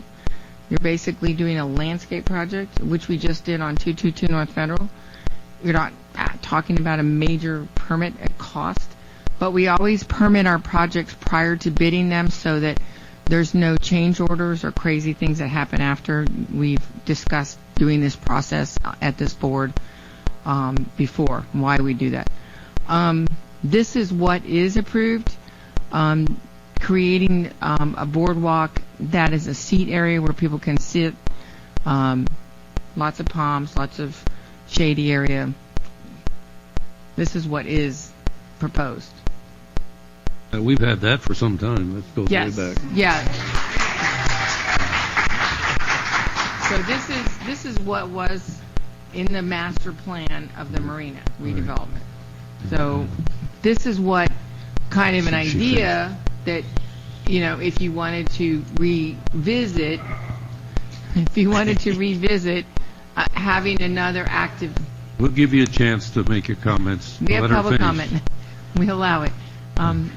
This is an idea if you want to revisit. This is a very, very popular spot in Jupiter called the Square Grouper. It's 5 o'clock somewhere. Anyone heard that song? Video was filmed. That was filmed there. This is just a kind of a concept of an open air place where you don't go inside, you sit outside. And this is a very crude rendering or idea, but that kind of idea, taking that building, I know it's a little bit hard to imagine that building being something like that, but that idea of you be sitting at a stool and being served from the inside out, that it's an option. We don't have any, numbers, ideas of what it would cost or what we would be required to have on the part of the city. We'd have to do a real formal pre-app with the city, and where's the dumpster go? Would we have to have a dumpster? All the things that go into a project. So I'm just looking. The reason I put this on the agenda is I don't want to get to budget time and then be asked to do some research on another option and then put this project further down the road. Okay. Sure. Thank you. Would the board like to hear from the public before they make their comments? Yes, please. I have a few questions first, and then I'd like to hear from the public. Yeah. A few years back, we were ready to demo this building, and it was Palm Beach County that put the brakes on it, and it was the county commission that put the brakes on it, and we ended up, Mayor at the time, Mayor Hay, Steve Abrams, and Bob Weissman ended up cutting a deal. You and Mike were there, and several of us, myself and Buck, we went to meetings trying to persuade them to allow us to do our master plan. And there were a lot of monkey wrenches in it, and at the end of the day, we cut a deal to postpone the demo. I have had discussions with people at the county that have said, if you want to bring it back, bring it back. But the demo cost, if I'm not mistaken, is around $96,000. Susan? At the time, we had it budgeted for $150,000. That, I think we can get a better deal. But let's just use 100,000 for the demo cost, and then we would be doing what is outlined in the master plan. Versus major site modification. Now, the city has a loose definition of what a minor site modification is, but it would have to be, what I would estimate, a major site modification, and how it would be structured, whether we would own the building, whether we would sell the building, whether we would lease the building, those type of things would all have to be worked out. And that's a lot of things to work out. And I have always been, and myself and Mr. Buchanan, we went and fought to do the master plan. We had our attorney, Jim Cheroff, spoke to them. We had staff speaking. We had our mayor at the time speaking. And we were all trying to get it shoved through, and we got beat down. I feel that, if it ain't broke, don't fix it. And I'd like to see us move ahead with our master plan.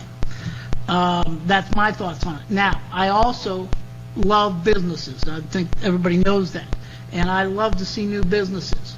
But I also like to see what would be involved with making this a business would be there's a tremendous amount of aspects that have to be encompassed before we would go there. So those are my thoughts, and I was kind of surprised that was left out about where we were with the county. Thank you. Board Member Merker. Yeah. I'm looking forward to hearing from the citizenry. There's three things that enter my mind. I'm truly interested on the response. The three issues that enter my mind in this area is, number one, parking. Number two, safety. And number three, noise. Now, I'd like to hear what you feel. You live there. I don't. But I look at those as the three main issues. Board Member Casello. Thank you, Mayor. I brought up an idea at one of our workshops about this building. I particularly like the building. I think it's got some character to it. I would just ask this board to consider, because no one knows. We don't know about safety, parking. We don't have those statistics. We don't know how much it's going to cost. We don't know how much it's going to cost to set up a business. I would ask this board just to consider that the director of the CRA sit down with our planning and development board and just see if it's even feasible to do anything with this building. If it's not feasible, then we knock it down. If there's a potential there, I think maybe we got to look at that. But I think we just can't bring in a wrecking ball and knock it down. I made that comment a couple of months ago, and we got a packet here of responses, pros and cons. Some good ideas, some bad ideas in here to knock it down or save it. I think that needs to be discussed. I think it needs to be vetted with our planning and development board, and then come back with an educated an idea what it would do and what we can't do. Okay, I just will add that because you're new on the board and others are, this was all discussed before, and we came out with the plan was to take the building down and make it a green space. That was after all the discussion. That's where we came to. I did see in a backup that the building is way below code. In order to bring it up to code, they said it was like $1.2 million. I don't think the city's got the money to do that. I don't know if you got some private guy wants to come in and spend that kind of money on that. As far as $100,000 to tear it down, I think if you go out to bid, you're going to beat that big time. They told me once it was going to cost, I forgot how many thousands to tear down the old high school. We found out we could do it a whole lot cheaper. So I just don't believe that it costs $100,000 to tear that building down. If I have to, I'll get my fire department to tear it down.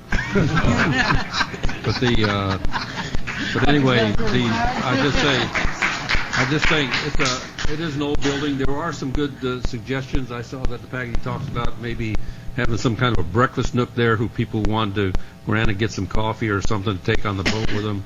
I don't know. So I'm open to ideas, but I like the idea of the open space and the benches, nice green area. That's kind of where I'm at this point. Mr. Chair? Let him go. You already had a chance. I'll get back to you. Go ahead. Actually, I have some comments, but I'd like to hold them until after we hear from the citizens. The only thing I'm going to say is I think there's certain things that are common sense. When you open a business, when you want to build something, what do you look at? You want to get the people coming to you, especially if it's a restaurant or it's a retail store. also, if I'm not mistaken, that there are retail stores, and I question how busy they are. So to me, common sense, and that's why I brought up the three issues of parking, safety, and noise, affects the citizenry, it affects the potential of having retail, and it affects whether or not there could be trouble. So to me, you look at that before you think of putting up a building, because what good is putting up a building unless you have those answers? To me, it's common sense. Are we ready to go to the public? Yes. Yeah. Yes. Please give your name and address for the record. Hi, my name's Linda Cross. I'm at 625 Casa Loma, Unit 601. I go by that dive shop every single day. The owners of Marina Village, of which I am a board member, I'm the treasurer of both the master and the condominium association at Marina Village. We've waited nearly 8 years to get this whole master plan put into place. When that building was put up, we knew we had two Georges there. We knew we had Banana Boat. We lived together in a friendly atmosphere as best we can. They were there first, so that's fine. But the condominiums were built, and the harbor area was being redeveloped, and it was the plan was great. We all approved it. We worked with the CRA, and really, really appreciated their hard efforts and work on it. And with all due respect, every option for keeping that dive shop has been looked at. I don't see any reason to go back and spend a lot of money doing feasibility studies on a building that you can't even really go into it. So the plan, that's why I think the plan called for raising that building and replacing it with a green landscaped area and put in a much needed boardwalk. We have a tremendous amount of pedestrian traffic. People coming from Two Georges to the parking garage, from Banana Boat to the parking garage, residents, commercial unit owners right there. There's pedestrians all around there, and the fact of the matter is we don't have a boardwalk, and that building blocks the view when you're driving down Casa Loma from that corner. So if people are walking this way or this way, cars can't see them, and they can't see the cars, so it's a real problem. Currently, we also do have noise issues, and I think with respect to Mr. Merker's or Commissioner Merker's comments, Two Georges and Banana Boat, if you want to pull, we've pulled the police records from the city of Boynton as to how many times police are down. As a matter of fact, last week there was a fight in Two Georges. We had 2 police cars and all sorts of stuff going on down there. So there are issues down there. And it is noisy, especially Friday, Saturday, and even Sunday night from until at least 11 o'clock at night. They have bands in both those restaurants. They have happy hours. Tons of people down there, which is great from the perspective of having businesses vibrant in the area. And personally, I sit out on my balcony and don't mind listening to the music, so it's fine. But I don't know that, we've got Hurricane Alley, the backyard, Two Georges, and Banana Boat. I don't think we need a 5th place for people to drink and cause problems. Just to let you know, as the treasurer of our board, I do the budgeting for the board, and we spend a lot of money cleaning two floors of that garage. People pull in, they're going to the marina, they're going to go on the dive boats, or they're going on the sea mist, and they're going on, or they're renting a boat, or they're going to Two Georges, whatever. They empty their ashtrays, they dump their coffee out, they throw their trash out of their car. It's all in the garage, and the Marina Village associations pay to clean all that up. And so consequently, adding more to that is not something that we feel is something that we need to do. And and as it is, we only have 125 spaces. Between November and May, the garage is full. And what happens, I don't know if you've ever been in the garage, but there's the first floor, and then you go up a ramp to the second floor, and halfway up the second floor there's a gate, and only residents can go past the gate. Well, what happens when the garage is full is people go in, there are no spaces, so then they turn around and they go up the hill, and there's still no spaces, and they get to the gate, there's no turnaround up there. So they either do a 6-point turn to turn their car around and come back down the hill, or what happened to me is they start backing down the hill and create a tremendous traffic issue, because now you've got people trying to go up, residents trying to go up, or other people trying to park, and everybody's going up and back. It was crazy. The month of March was just over the top with that. And I do think that even in the off season, those 2 floors are fairly full. And keep in mind, there are 8 units, commercial units, that are not rented right now. If they're rented, that parking garage is going to be even more crowded. So we at least, I think they're going to say this. We really think that the green space and the boardwalk is an absolute best use of that space. Thank you.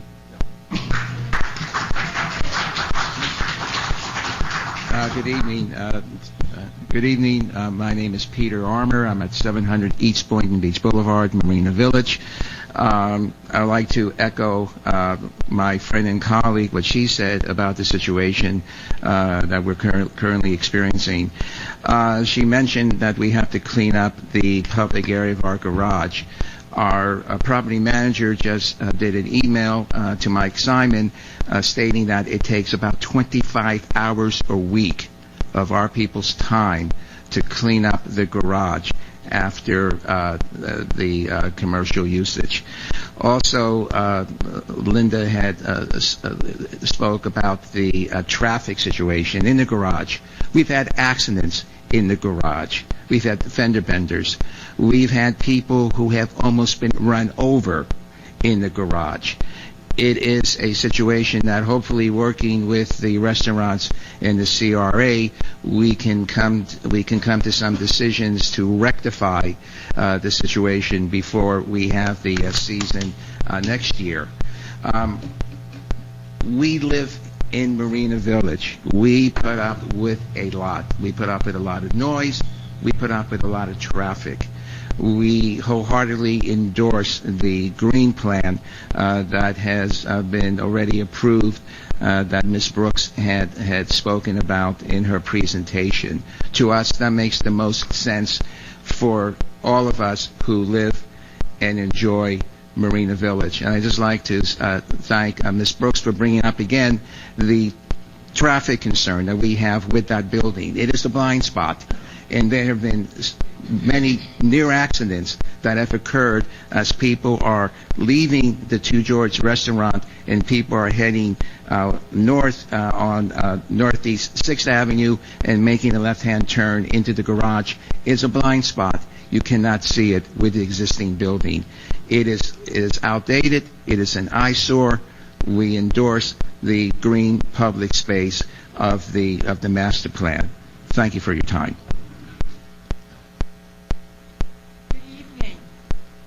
Mary Pat Ryan, 625 Casaloma. I'm an original owner at Marina Village, and the unit in which I live is on the roof line of the former dive shop. So I have watched over the years, since December of 2006, the traffic, the pedestrians grow and grow. And this year was really something.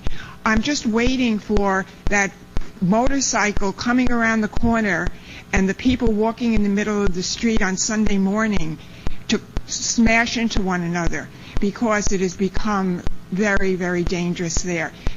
That building creates a blind spot where people cannot see what's coming around the corner.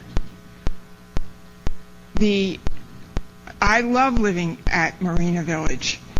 When company comes to visit, nobody wants to change their clothes. They just want to sit down by the Two Georges or the Banana Boat, have dinner, watch the boats.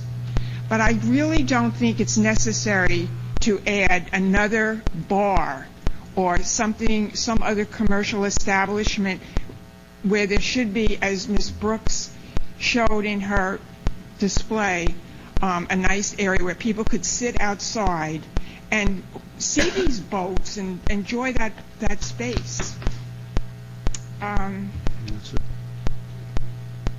When we moved here, I think it was represented to us that there would only be the 2 restaurants, and it's fine. I love them. I mean, none of this is a complaint. It's only a complaint if some new bar is added. I think the building that is going up now is the building that represents any future building that could have been a restaurant. So I hope that you'll consider demolishing the green building and making it a green space that people can enjoy, sitting on benches, looking at the boats. There really is no place over there to sit down along the walkways, and that would be very nice. And thank you very much, and good luck to you with your decision on this. Thank you. Good evening. Brian Fitzpatrick, 214 Northeast 1st Avenue. It's as good as any. I guess I'm kind of the odd man out here because when I think about green space downtown, I just would like to point out the 4 acres of green space that we have on the south side of Ocean Avenue and Federal Highway, where years ago, I don't know how many of you remember, was once actually some very useful buildings that unfortunately at the height of the real estate market, they demolished, and the rest is history. My point is actually I read with excitement the other day about a possible piano bar at that location of the former dive shop. And, I kind of disagree with the remarks that I've heard here. We actually need more businesses downtown, and to demolish this structure that has some real useful life to it, I think the numbers that we're throwing out to bring it up to code are greatly exaggerated. If you take a serious look at them and get somebody who can pay attention to the bottom line, that you could do it for a lot cheaper. You've got a building that it doesn't have to be open to 2 o'clock in the morning. There doesn't have to be, a band there. But it could be a thriving little restaurant, and to bring people downtown. Yes, there's no parking, but we're making this new parking lot over there on the corner of First and First. We'll have additional parking downtown, but don't destroy something that that we can make something out of to bring more people downtown, because empty lots don't pay the bills. Anyhow, thank you very much for your time.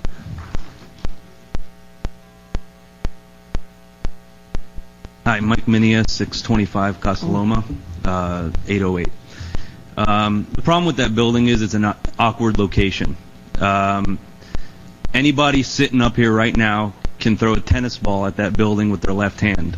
That's how close it is to the entrance of our front doors to Marina Village. That's how close it is to the balconies above the front doors to Marina Village. The noise is going to be drastic. It's going to be crazy because it is that close. We can have a conversation across that street without yelling to each other. That really is the problem. The corner coming around last year, there was a convertible BMW that went into our landscaped areas because it took that corner too fast. Our parking garage during the season is completely full, and on Saturdays and Sundays during the summer. If the weather's nice, the entire marina, all the boats are gone. Everybody's on the boats. They use that public parking. The restaurants get busy. They have popular bands there and stuff like that. So, day and night from morning until 10, 11 p.m., that parking garage is full. What Linda said, when they go up that parking garage, they get to the gate and they got nowhere else to go. Meanwhile, our residents are at the bottom of that parking garage trying to get to their parking spots. We encourage our residents not to use the public parking, so they're trying to get up to their spots. So we got traffic jams happening with people trying to find public parking and getting to their spots. It's pretty much impossible when you got 3 people trying to turn around because they didn't find public parking, and you got residents trying to get up there. Our parking garage gate 2 weeks ago was somebody was trying to turn around. They hit the gate, broke the gate. We had to have welders come out, weld the gate back together, make it work again. So it's not easy. We've got a lot of problems. The other thing is, you start going up that parking garage. I'm on the board at Marina Village. I have emails from people saying, "Hey, there was a guy peeing in the corner the other day." We got an email of a girl behind a car peeing, behind a car. Not only do just to take it a step further, not only do our staff pick up beer bottles, cigarettes, coffee cups, everything else, but they're finding used condoms on the floor. Our security guards have caught people having sex in cars, so We don't need more of that kind of environment. We like what we have already. We, as residents, frequent Two Georges and Banana Boat. We like it, but any more, we can't handle anymore. There's no more parking there. That building is an awkward location. That corner that building's too close to our buildings to begin with, and that corner is a really tight corner. So I want to thank you for everything you've considered today, and I appreciate everything you guys have done. Thank you.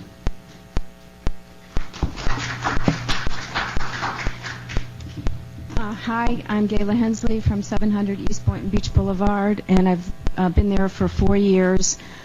I appreciate what you guys are doing, and I'm really excited about the possibility of a really lovely green area there to sit on. I mean, I don't even know where to begin. Safety is probably the biggest issue for me because I've been there 4 years, 4 seasons, and I've had 2 accidents in the garage, not like little tiny fender benders, but significant accidents.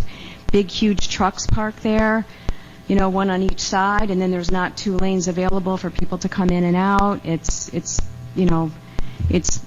I'm a big fan of the Two Georges. I'm a big fan of the Banana Boat. I love living there. I listen to the music. I have no issue with that, but I don't see that there's any room for another outside establishment there. There's somebody mentioned having coffee for the fishing boats and the people. I think that's a great idea, but there is a place called Marina Bites that's there right now. I think it's important as we put commercial businesses in there that we don't discourage who's already there. We need to support those businesses. I think that, the safety is probably my biggest issue, but I can't even imagine having another anything there but a place to sit down and appreciate the view. I really hope that the people that are leaning towards that are there on a daily basis and understand what they could be dealing with, because it's not going to be a healthy issue for any of us, visitors or not. Thank you very much for all your hard work.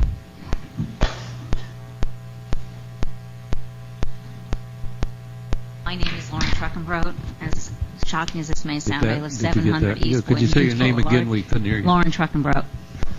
I'm just going to say I support what our board members have told you, as well as Gayla. The safety is really a problem. What happens with that corner is the sidewalk runs out.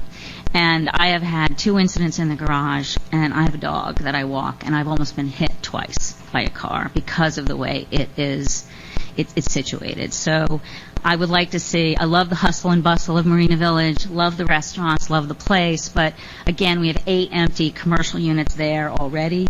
Fill those up first, but that corner is really, really dangerous. So thanks again for your time and all your consideration.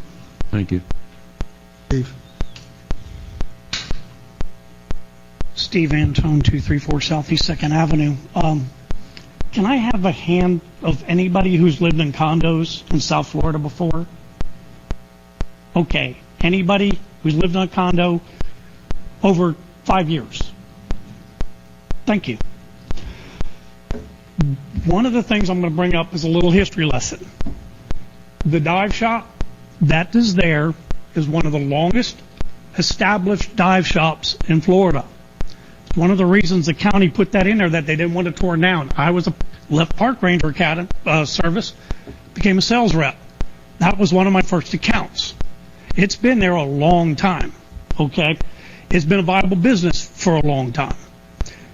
One of the issues I have is you guys all mention about condo living and loving. Then you mention you like the bars, but you don't like what it brings. You don't like the traffic and the trash.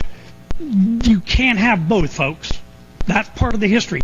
Every complaint you guys have had about condo living has been expressed in Dade and Broward County. It's the same thing. It always happens. There is nothing new you're saying, except that we're trying to destroy a viable building. And Mayor, I don't know where you got $1.2 million. If you can build a brand new building for $1.5 million.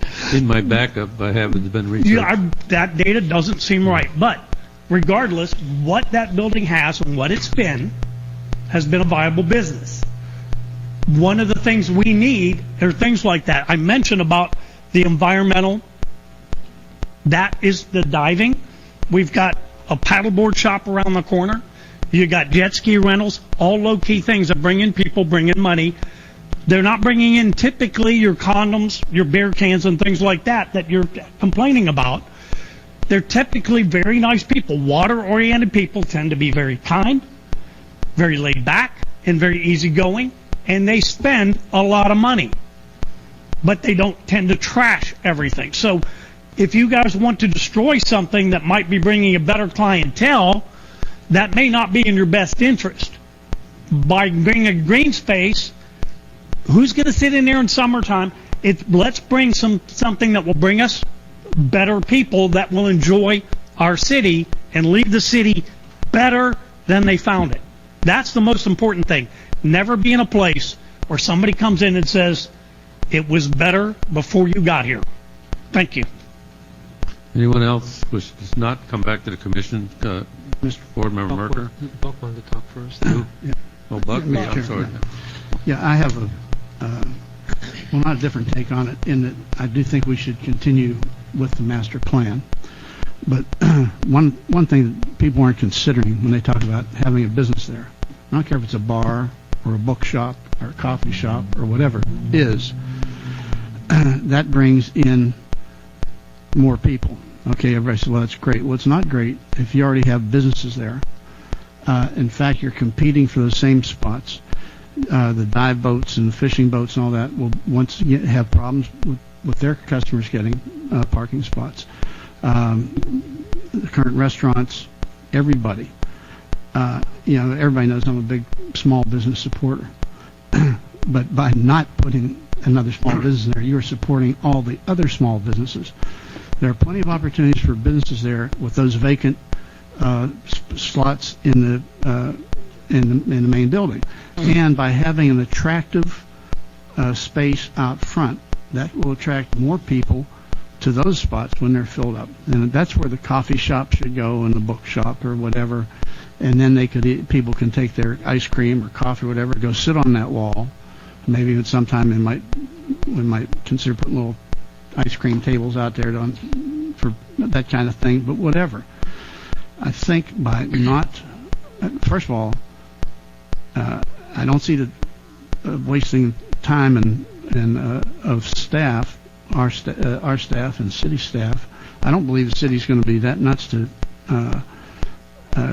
approve a building that has no parking designated for it, that's already not in compliance, and of course there'd have to be a lot of work done to it. So I really think that it's the master plan has been in place. I think it's beautiful, and I think that we actually help the small businesses by not putting something else in there, and not to mention the safety issues and all that have been brought up here. But I really think that any pressure we put on that parking is negative towards all the businesses there. And plus, if you put in a business that competes with the businesses there, you can only slice that pie so many ways. And so I just think we should stick with the master plan. It's beautiful, and I think that serves the purpose and was well thought out before. Thank you. Board Member Merker? Yes. I'm finding something interesting. Let's assume there were 10 people who stood up. 8 out of the 10 were against having a bar. Those 8 out of 10, guess what? They live there. So the 3 points that I brought up, and I thank you for helping me, of parking, safety, and noise, all of you concurred. You agree. I agree with you. My concern is the people who live there. My concern is that they enjoy where they live and they don't want to move out. So the idea of bringing in another bar or whatever is great. But when you don't have parking, when you have parking problems, you potentially, and you do have safety problems, and I'm sorry for reiterating the same thing over and over again, and you have noise problems, why would you want another bar and a restaurant that can potentially create a hazard? So thank you for giving me your input. Now I know I'm right. Board Member. Board Member Fitzpatrick, and then Board Member Casella. And then McCray. And then McCray. Marina Village is not the first permutation to plan to go on that site. I don't know if it was late 80s to mid 90s. There was, if I remember correctly, a 78-year-old developer or something like that from Myrtle Beach, Virginia. But anyway, hey, I remember I went to that podium and said, to me it was something like the site plan what he wanted to put on there was 10 pounds of stuff in a 5-pound bag. And the Marina Village has pretty much come to be that. It is a huge development on that site. But the point is, it is the dominant feature, and that dive shop, there isn't enough open space, so I'm in favor of bulldozing it.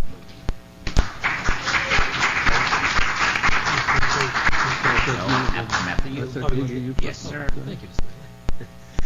I would just, all respect to the people down there, Marina Village. I understand your plight down there. I think 90% of your problem is that parking garage. It sounds like everyone that got up to that podium spoke about the problems in the parking garage, so maybe that was a flaw when it was designed in the beginning. I'm about bringing small businesses here in Boynton Beach. It doesn't have to be a bar. I got pages of here, different ideas. It doesn't have to be open to 2 o'clock in the morning.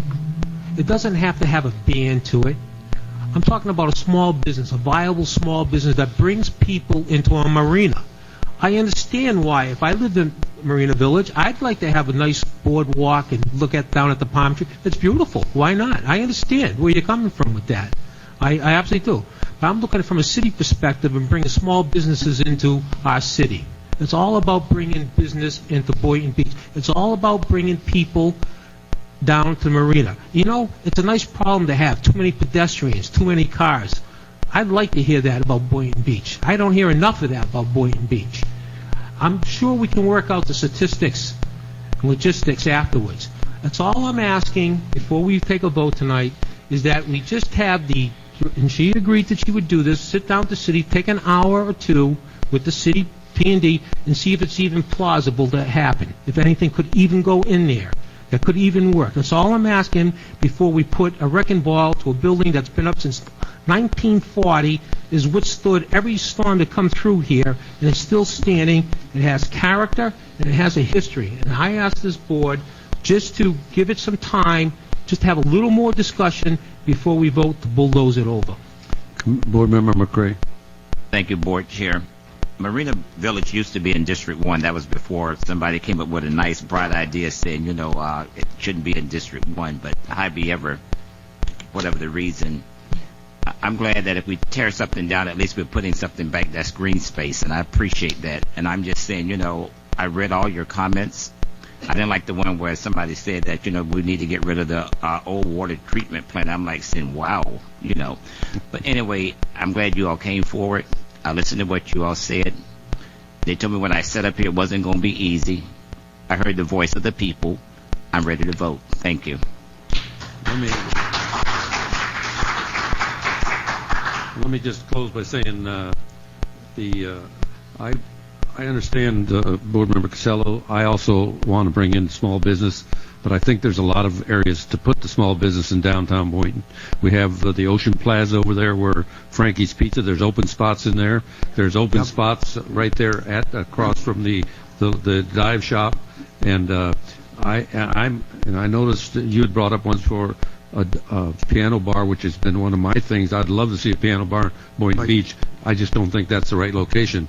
I'd love to have one down there, but I really feel like what we need there, we discussed this a lot, and we talked about a lot in the past before you got here, and we finally came down. That's where we need is the place for pedestrians to come down and enjoy, and the green space, the open space. And I know Board Member Fitzpatrick's always saying we need more green space. Well, here's an opportunity to get a little patch of it. So I'm all in favor of going along with the master plan, continue on and make that a green space and get rid of the building. Chair. One of the things that we have to realize is that we're talking about doing whatever decision we come up with, it's going to be in next year's budget. And going into budget workshop, as everybody's going to be going into probably July or August, this is something that has to be put into next year's budget so it becomes a reality. And so with that, I would like to make a motion to give staff direction to continue with the master plan and to budget accordingly for budget workshop. Second that. Second. I have a motion and a second. Any other discussion? Second. All in favor? Aye. All opposed? Nay. Show the motion passes 6-1. 6-1. Yeah. Thank you. Point of information. Yes. Our vote, it still needs to be approved by the county commission.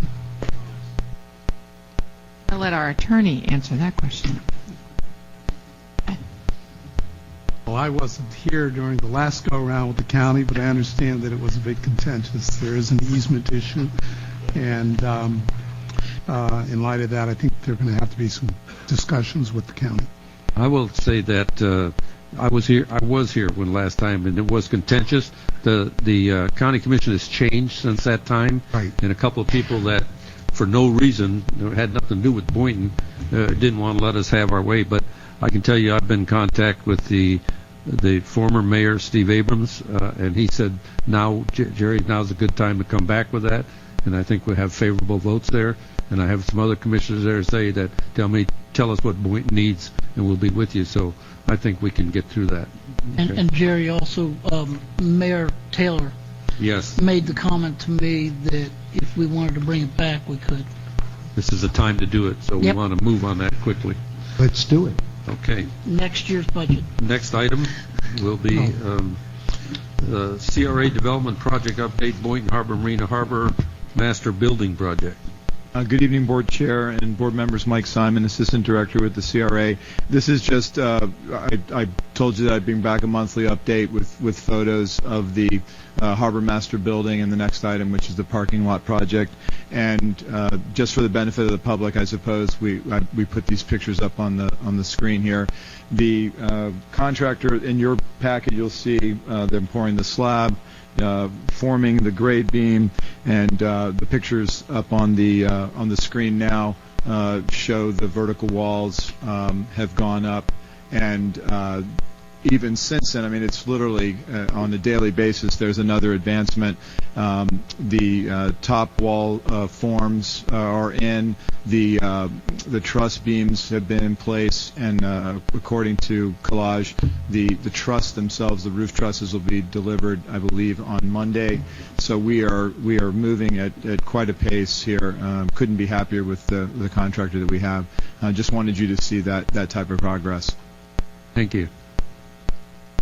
Did you want to go ahead and to the next item too? Because you don't need any action from us, right? No, just information, an update. right? Yes, sir. That's the next one is the CRA Development Project for the parking lot project on Northeast First Avenue and Northeast First Street, and a sidewalk connector located at 28 Northeast First Avenue. Yes, Board Chair, again, Mike Simon with the CRA. Just some photos for you in the backup, some progress photos. The Harbor Master Building is behind, a construction fence, so I didn't think most of you would be able to see that as you went to lunch or whatever at the Two Georges Banana Boat. This one is more obvious here by City Hall. Again, progress has been made considerably. They've done all the underground work, and they've laid the surface, the subsurface for the tar and gravel and what have you. All the drainage is in, the rough electric. Even today and yesterday, they were running over that subsurface for the next stage, and they called it lifts. So it's moving along. They've also cleared out the sidewalk connector area, which is the alleyway project. Both projects moving along very well. Just wanted you to have an update. Thank you. Just for the public, I believe that's about 58 parking spots. 58 surface 58 parking spots, surface yes, sir, parking, and then a sidewalk that would connect the parking lot To Ocean. just east of 211 to Ocean Avenue. Yeah, so it begins to start connecting areas of Ocean Avenue in the downtown. Thank you. Board Member Fitzpatrick. I have a question. They're trying to save some trees, and I'm concerned that might be pretty stressed. And my question is, if the construction crew kills the trees, do they have to replace them, and if so, at what size caliber? Yes, sir. The requirement of the city would be it's a one-for-one tree. So in the event that would happen, these are not being relocated, which is an absolute replacement, but the city would not allow the project to be approved if the trees were killed during that process. Okay. Thank you. Thank you. Next item is consideration of the Family Dollar proposed site plan and elevation.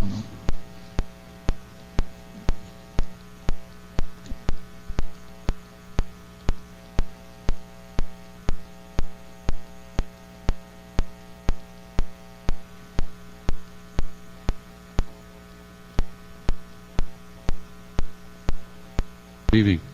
Good evening, Mr. Mayor, board members. My name is Henry Dirksen. It's up a little higher. Bose Development Group. Address is 5789 Northwest 151st Street, Unit B, Miami Lakes, Florida 33014. We're here as part of our continuing process to bring Family Dollar to the city of Boynton Beach and to the southeast corner of Seacrest and Martin Luther King Jr. Boulevard. A part of our agreement, which was already put into place and executed with the CRA, was to bring back our site plan and our proposed elevations for your review and approval, and then for us to submit those as part of our site plan approval to the city of Boynton Beach. So what we have to share with you today will be those items. Just a real quick overview. Again, this is an assemblage project that we've put together with 2 CRA-owned parcels and 2 privately owned parcels. The location is the southeast corner of Seacrest and Martin Luther King Jr. Boulevard, as identified in the blue highlighted area. A little closer view of it with the red highlights, a little difficult to see. There used to be a church there at the corner of 9th and Seacrest, which the CRA has since demolished as part of the agreement. So the only remaining building is the home that's there, owned by one of the private property owners. Our site plan, and I'll blow it up on the next page a little bit here, is basically the same as you saw it before. We have had a couple of pre-application meetings with the city of Boynton Beach with planning and zoning, and we have shared this plan with them and taken into consideration their concerns and comments. So what you have is about an 8,100 square foot building, a little bit more than that on the hard corner, streetscape, with parking to the code allowance, which we were able to make a slight reduction in parking under the overlay from the CRA. It meets Family Dollar's approval. And we have put together, after a couple of meetings with the city and with Family Dollar, these elevations we'd like to share with you today for your approval, that I think go above and beyond what a typical Family Dollar would normally look like and what you may have seen in other locations, along with the proposed landscaping, which is kind of overlaid here. And we hope that this meets with your approval and the approval of the residents that are here as well. Just going back real quick here. So the top picture is our elevation on the north side of the building. This is facing Martin Luther King Jr. Boulevard. The bottom photo is going to be the proposed the west elevation along Seacrest Boulevard. On the next slide, the south elevation would be facing the parking lot, and then beyond the parking lot to 9th Street. And the east elevation, which is the top there, also faces the parking lot interior to the property, which is the main parking area to enter the store. Some of the features that you'll find on this building that you wouldn't normally find on a Family Dollar building in general is more of a covered awning over the main entrance. We've added some texture to the building, some walls and accents on all of the elevations. Usually Family Dollar is a little bit more plain vanilla than that, but we know that this is something that the board wanted to see, and we wanted to do something nice in the community, so we've added these other features. We've added some faux shutters and windows in addition to real windows that are at the storefront. Typically Family Dollar only has windows at the storefront. So we've added faux windows and shutters to make it look like there's more windows along Seacrest and not just a blank wall. And then we've added additional landscaping, both as required by code and as requested by the city throughout the site, to allow for buffering between our property and one of the residential properties, which is to our southeast, and then adjacent to the right-of-way. And that's just sort of a quick overview of what we've done. and I welcome any questions or Questions from the comments. board? Yes, I have one. Certainly can.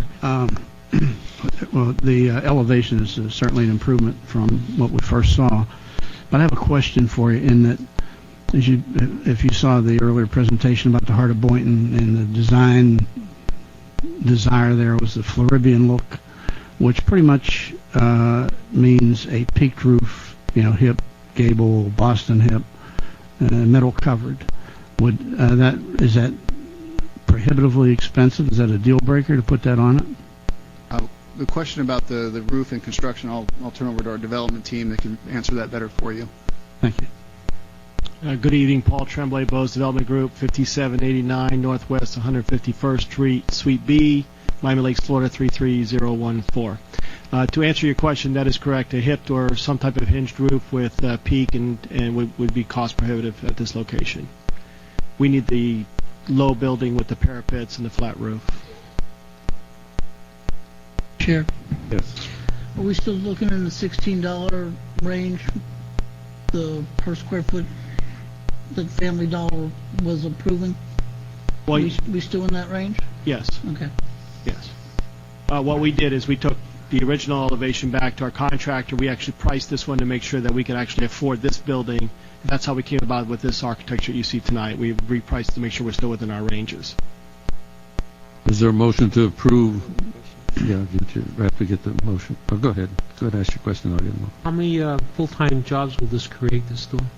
It varies depending on the workload. Usually it's between 12 to 10 employees. Full-time?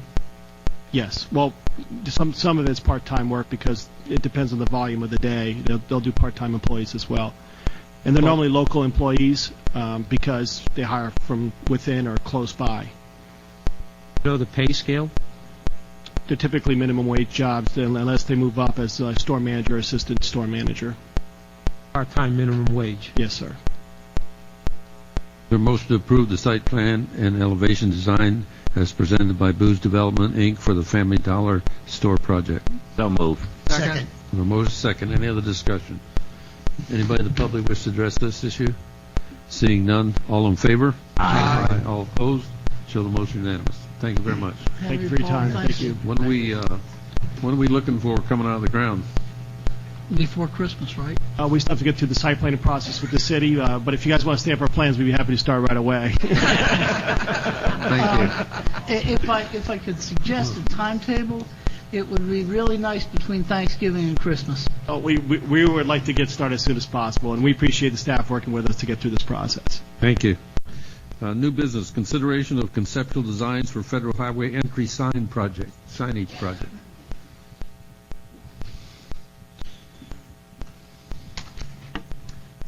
Good evening, Board. Again, Mike Simon, Assistant Director with the CRA.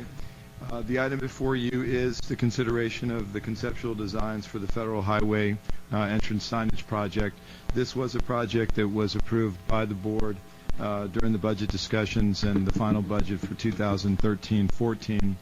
Essentially, the project was to look at the existing conditions surrounding the entrance on Federal Highway at the southern end of the city and on the northern end of the city, as well as a cursory review of the existing signage at I-95 and Boynton Beach Boulevard. I'm sorry that I don't have up on the screen the pictures of the existing condition, but we have them in our backup. You have them in the backup. Staff, CRA staff, and a team of city staff, essentially Jeff Livergood, Lori, the city manager, the public relations person, Eleanor, we all sat in Glenda and went through with our consulting team at Kimley Horn on several designs and schematics, working our way toward the images that you have in front of you tonight. These are the final three, if you will, narrowed down, excuse me, from various iterations of these particular concepts. Some were smaller, some were the fish was a little larger, and this is basically what we've come up with. Staff is recommending as a consensus concept one. which you saw which is up in the upper left-hand corner and was seen prior, trying to give you an image of what that sign would look like at the southern entrance of Federal Highway and in front of the Walmart there, where the Dunkin' Donuts you want to get a vote on that? That's what we'd like to get tonight. Okay, I'll go to the board, but I like the one on the left where it says "Welcome to." That would be my choice. I'll go down. Buchanan. I That's agree staff with the recommendation. mayor. Same, welcome to. Same too. Same. Same, yes. Just a quick question, Mike, is this going to have any lights on it? Yes, sir. The next step would be to address the lighting plan for the sign, and as well as if you are familiar with the southern entrance, there are royal palms behind the sign, which we would like to have uplit from both sides to kind of create a very nice entrance feel. What will also happen once we select the concept tonight, the planners from Kimley Horn can then take this concept and try to fit into the coral wall at the north end, which we'll bring back again in kind of a final plan for you. So this gives them a direction. He brought up a point about the lighting. Are LEDs big enough to handle that now? I guess we would like to use LEDs if we can, if the application and the fixtures will allow it. We definitely want to do that. I agree with the rest of the board on. Chair George? Yeah. Okay, you have unanimous consent for Great. Top left. Thank you very much. Is that the only one? You don't talk about the north That's one? it. Yes, sir. You're not doing the north one tonight? No, Okay. they'll take it from here. Okay, thank you. Thank you. That takes us to item B, consider issuing RFQ for the CRA-owned parcel known as Ocean Breeze East. The CRA purchased Ocean Breeze back in '07 when the market was very high and we had a lot of money. Those were the days. This is actually was a 9-acre parcel bifurcated by Seacrest. The west side is now Ocean Breeze West, and it's the 21 single-family home subdivision that is essentially completed and mostly occupied. The east side, as we just went through with the plan, the Heart of Boynton plan update, we're looking to do a multifamily, mixed use, or straight multifamily, depending on what proposals we get in. This side is 4.5 acres, plus or minus. It's cleared. It's basically ready to go for proposals. So what we want to do is issue an RFP on the 15th, let it sit on the street for 60 days. There is a lot of interest on this site. We've had a lot of people come to us and say, what are you going to do with that? Because the market is good right now. There's money in the market for them to borrow and get a project going, the developers. So that's where we're looking to bring it to you to approve issuing this. We're going to do a scoring system. Basically, if they would, let me get to that page. And I'm going to ask a member of the Heart of Boynton community to sit with us to go through through our proposals that we receive so that they can be on that 5-member committee. There will be a 5-member committee, CRA staff, city staff, as well as members from the Heart of Boynton to help us go through these proposals. Okay, They have to. Is there a motion to approve the attached RFQ for the Ocean Breeze East site? There's a motion. I have a motion. Second. Have a second. Any other discussion? All in favor? Aye. Aye. Show the motion unanimous. This will come back to you in August Okay. with 3 of the top-ranked proposers. Okay. Consideration of transfer of 2 lots in the MLK corridor from Habitat for Humanity back to the CRA. Motion to approve. Is there a second? Second. A motion is second. Any other discussion? Discussion, yes. Next time, please make sure you put 2 in there, please. It was back to the, Okay. thank you, just slow down. I'm ready. All in favor? Aye. Aye. Show the motion unanimous. Consideration of system audit and direct incentive funding agreement, DIFA, payment released to Hart Seabourn Cove for property known as Seabourn Cove Phase 1. Is there a motion? So moved. Second. Most second. Any other discussion? All in favor? Aye. Aye. All opposed? Show the motion unanimous. Consideration of bus shelter and temporary easement agreement between the CRA and PRH Boynton Beach. Is there a motion? So moved. Second. There's no second. Any discussion? Just a quick question, Mayor. I know there's no cost to us. They're putting all the cost. What's going to cost? We're going to pay to maintain it, though, correct? Yes. And what roughly is those dollars? There's really, maybe paint it in a few years. If it needs it, it's anodized aluminum, so Minimum? very minimum. Thank you. Yeah, 10 years. Have a motion second. All in favor? Aye. Show the motion is unanimous. Consider of dates for budget meeting. There were some dates listed.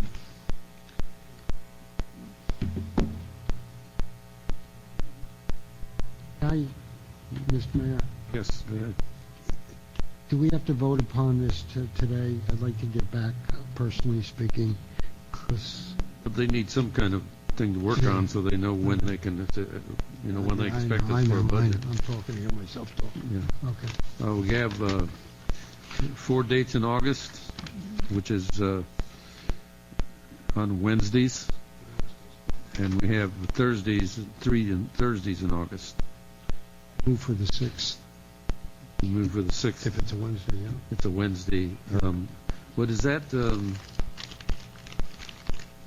Would we be meeting in the morning? We usually meet, our typical time is 6 to 9. We don't usually go to 9, we usually go to 8, but we book the room. Okay, in the evening, right? We only need one. We only need one day. Thursday? Do you have a problem with Thursday? Because I got One day. Wednesday's kind of One a day. bad day for me. And for the public, Can we it do needs to Thursday? be at night. All right, we're going to do Thursday instead. August 7th. August 7th. We haven't said anything yet. We're talking August 7th. August Is that okay? 7th, 6 p.m. Yeah, they're giving it up to us. 6 p.m. on August 7th. Okay, it's a Thursday. It's a Thursday. Everybody okay with that? Okay. You got it. Thank you. Okay. Discussion of code compliance in the CRA district. That was added by Mr. Carajord. Yes. On this, what I want to talk about is, and this would be for something at budget workshop to be discussed, code compliance in the CRA district is very lax. I used to sit on the code board, and I'm appalled at the lack of enforcement, and there's been major changes. Obviously, now we have a special magistrate who keeps tabling things instead of taking action. And I look at the FEC corridor in Delray, Boca, Lantana, and it's amazing. That's well groomed. I look at the FEC corridor in our city, and it's a disgrace. There's selective enforcement. It's very, very poor. What I would recommend is for budget workshop is to have a code compliance officer for the CRA district, paid for under the CRA, have the same enforcement powers, but be accountable to the CRA for the CRA district. That's my recommendation for budget workshop. Okay. Discussion of the Women's Club. Yes, on this, we all know that the Women's Club is a national registered historic site. The Women's Club is comprised of ladies that are, to be candid, the median age is about 78, and I'm being very kind. It's also dwindling in membership. But what they are is they're a 501c3, which gives them the ability as a nonprofit to raise funds, apply for grants, etc. What I would like to see is I would like to see a 3-party agreement to save the Women's Club, to fix it up. And that 3-party agreement would be with the City of Boynton Beach to have the grants administrator work with the ladies to pursue grants to help fund and operate and maintain that building, as well as our historic preservation planner work with them on pursuing historic grants to help preserve and maintain that building. And then I would like to see the CRA budget, once again for budget workshop, I would like to see the CRA commit $300,000 to improvements. They're estimating that the improvements are going to be $500,000. I'm figuring it's going to be closer to $300 million because you're talking windows and interior walls. He added a few zeros. Yeah. 3 million? No, 300,000. Yeah. Right. You said 300. Oh, I'm sorry, no, 300,000. No, 300,000, good Mark. Lord. Okay. So That's something to be taken up at the that's budget. what I would like to see mentioned at budget workshop, and pursued. Okay, that's good. Okay. Executive Director's Report, new business in CRA District, they were listed in your backup. Any questions? Hearing none. Development projects update, any question on that? That was listed in the backup. How are we coming along with the grocery store? We are hopefully getting another lot that I'll bring to you next month that will help make it get closer to reality. So. Fantastic. Okay. Anything else come before the board? Board members have anything? If not, Time for dinner. stand adjourned.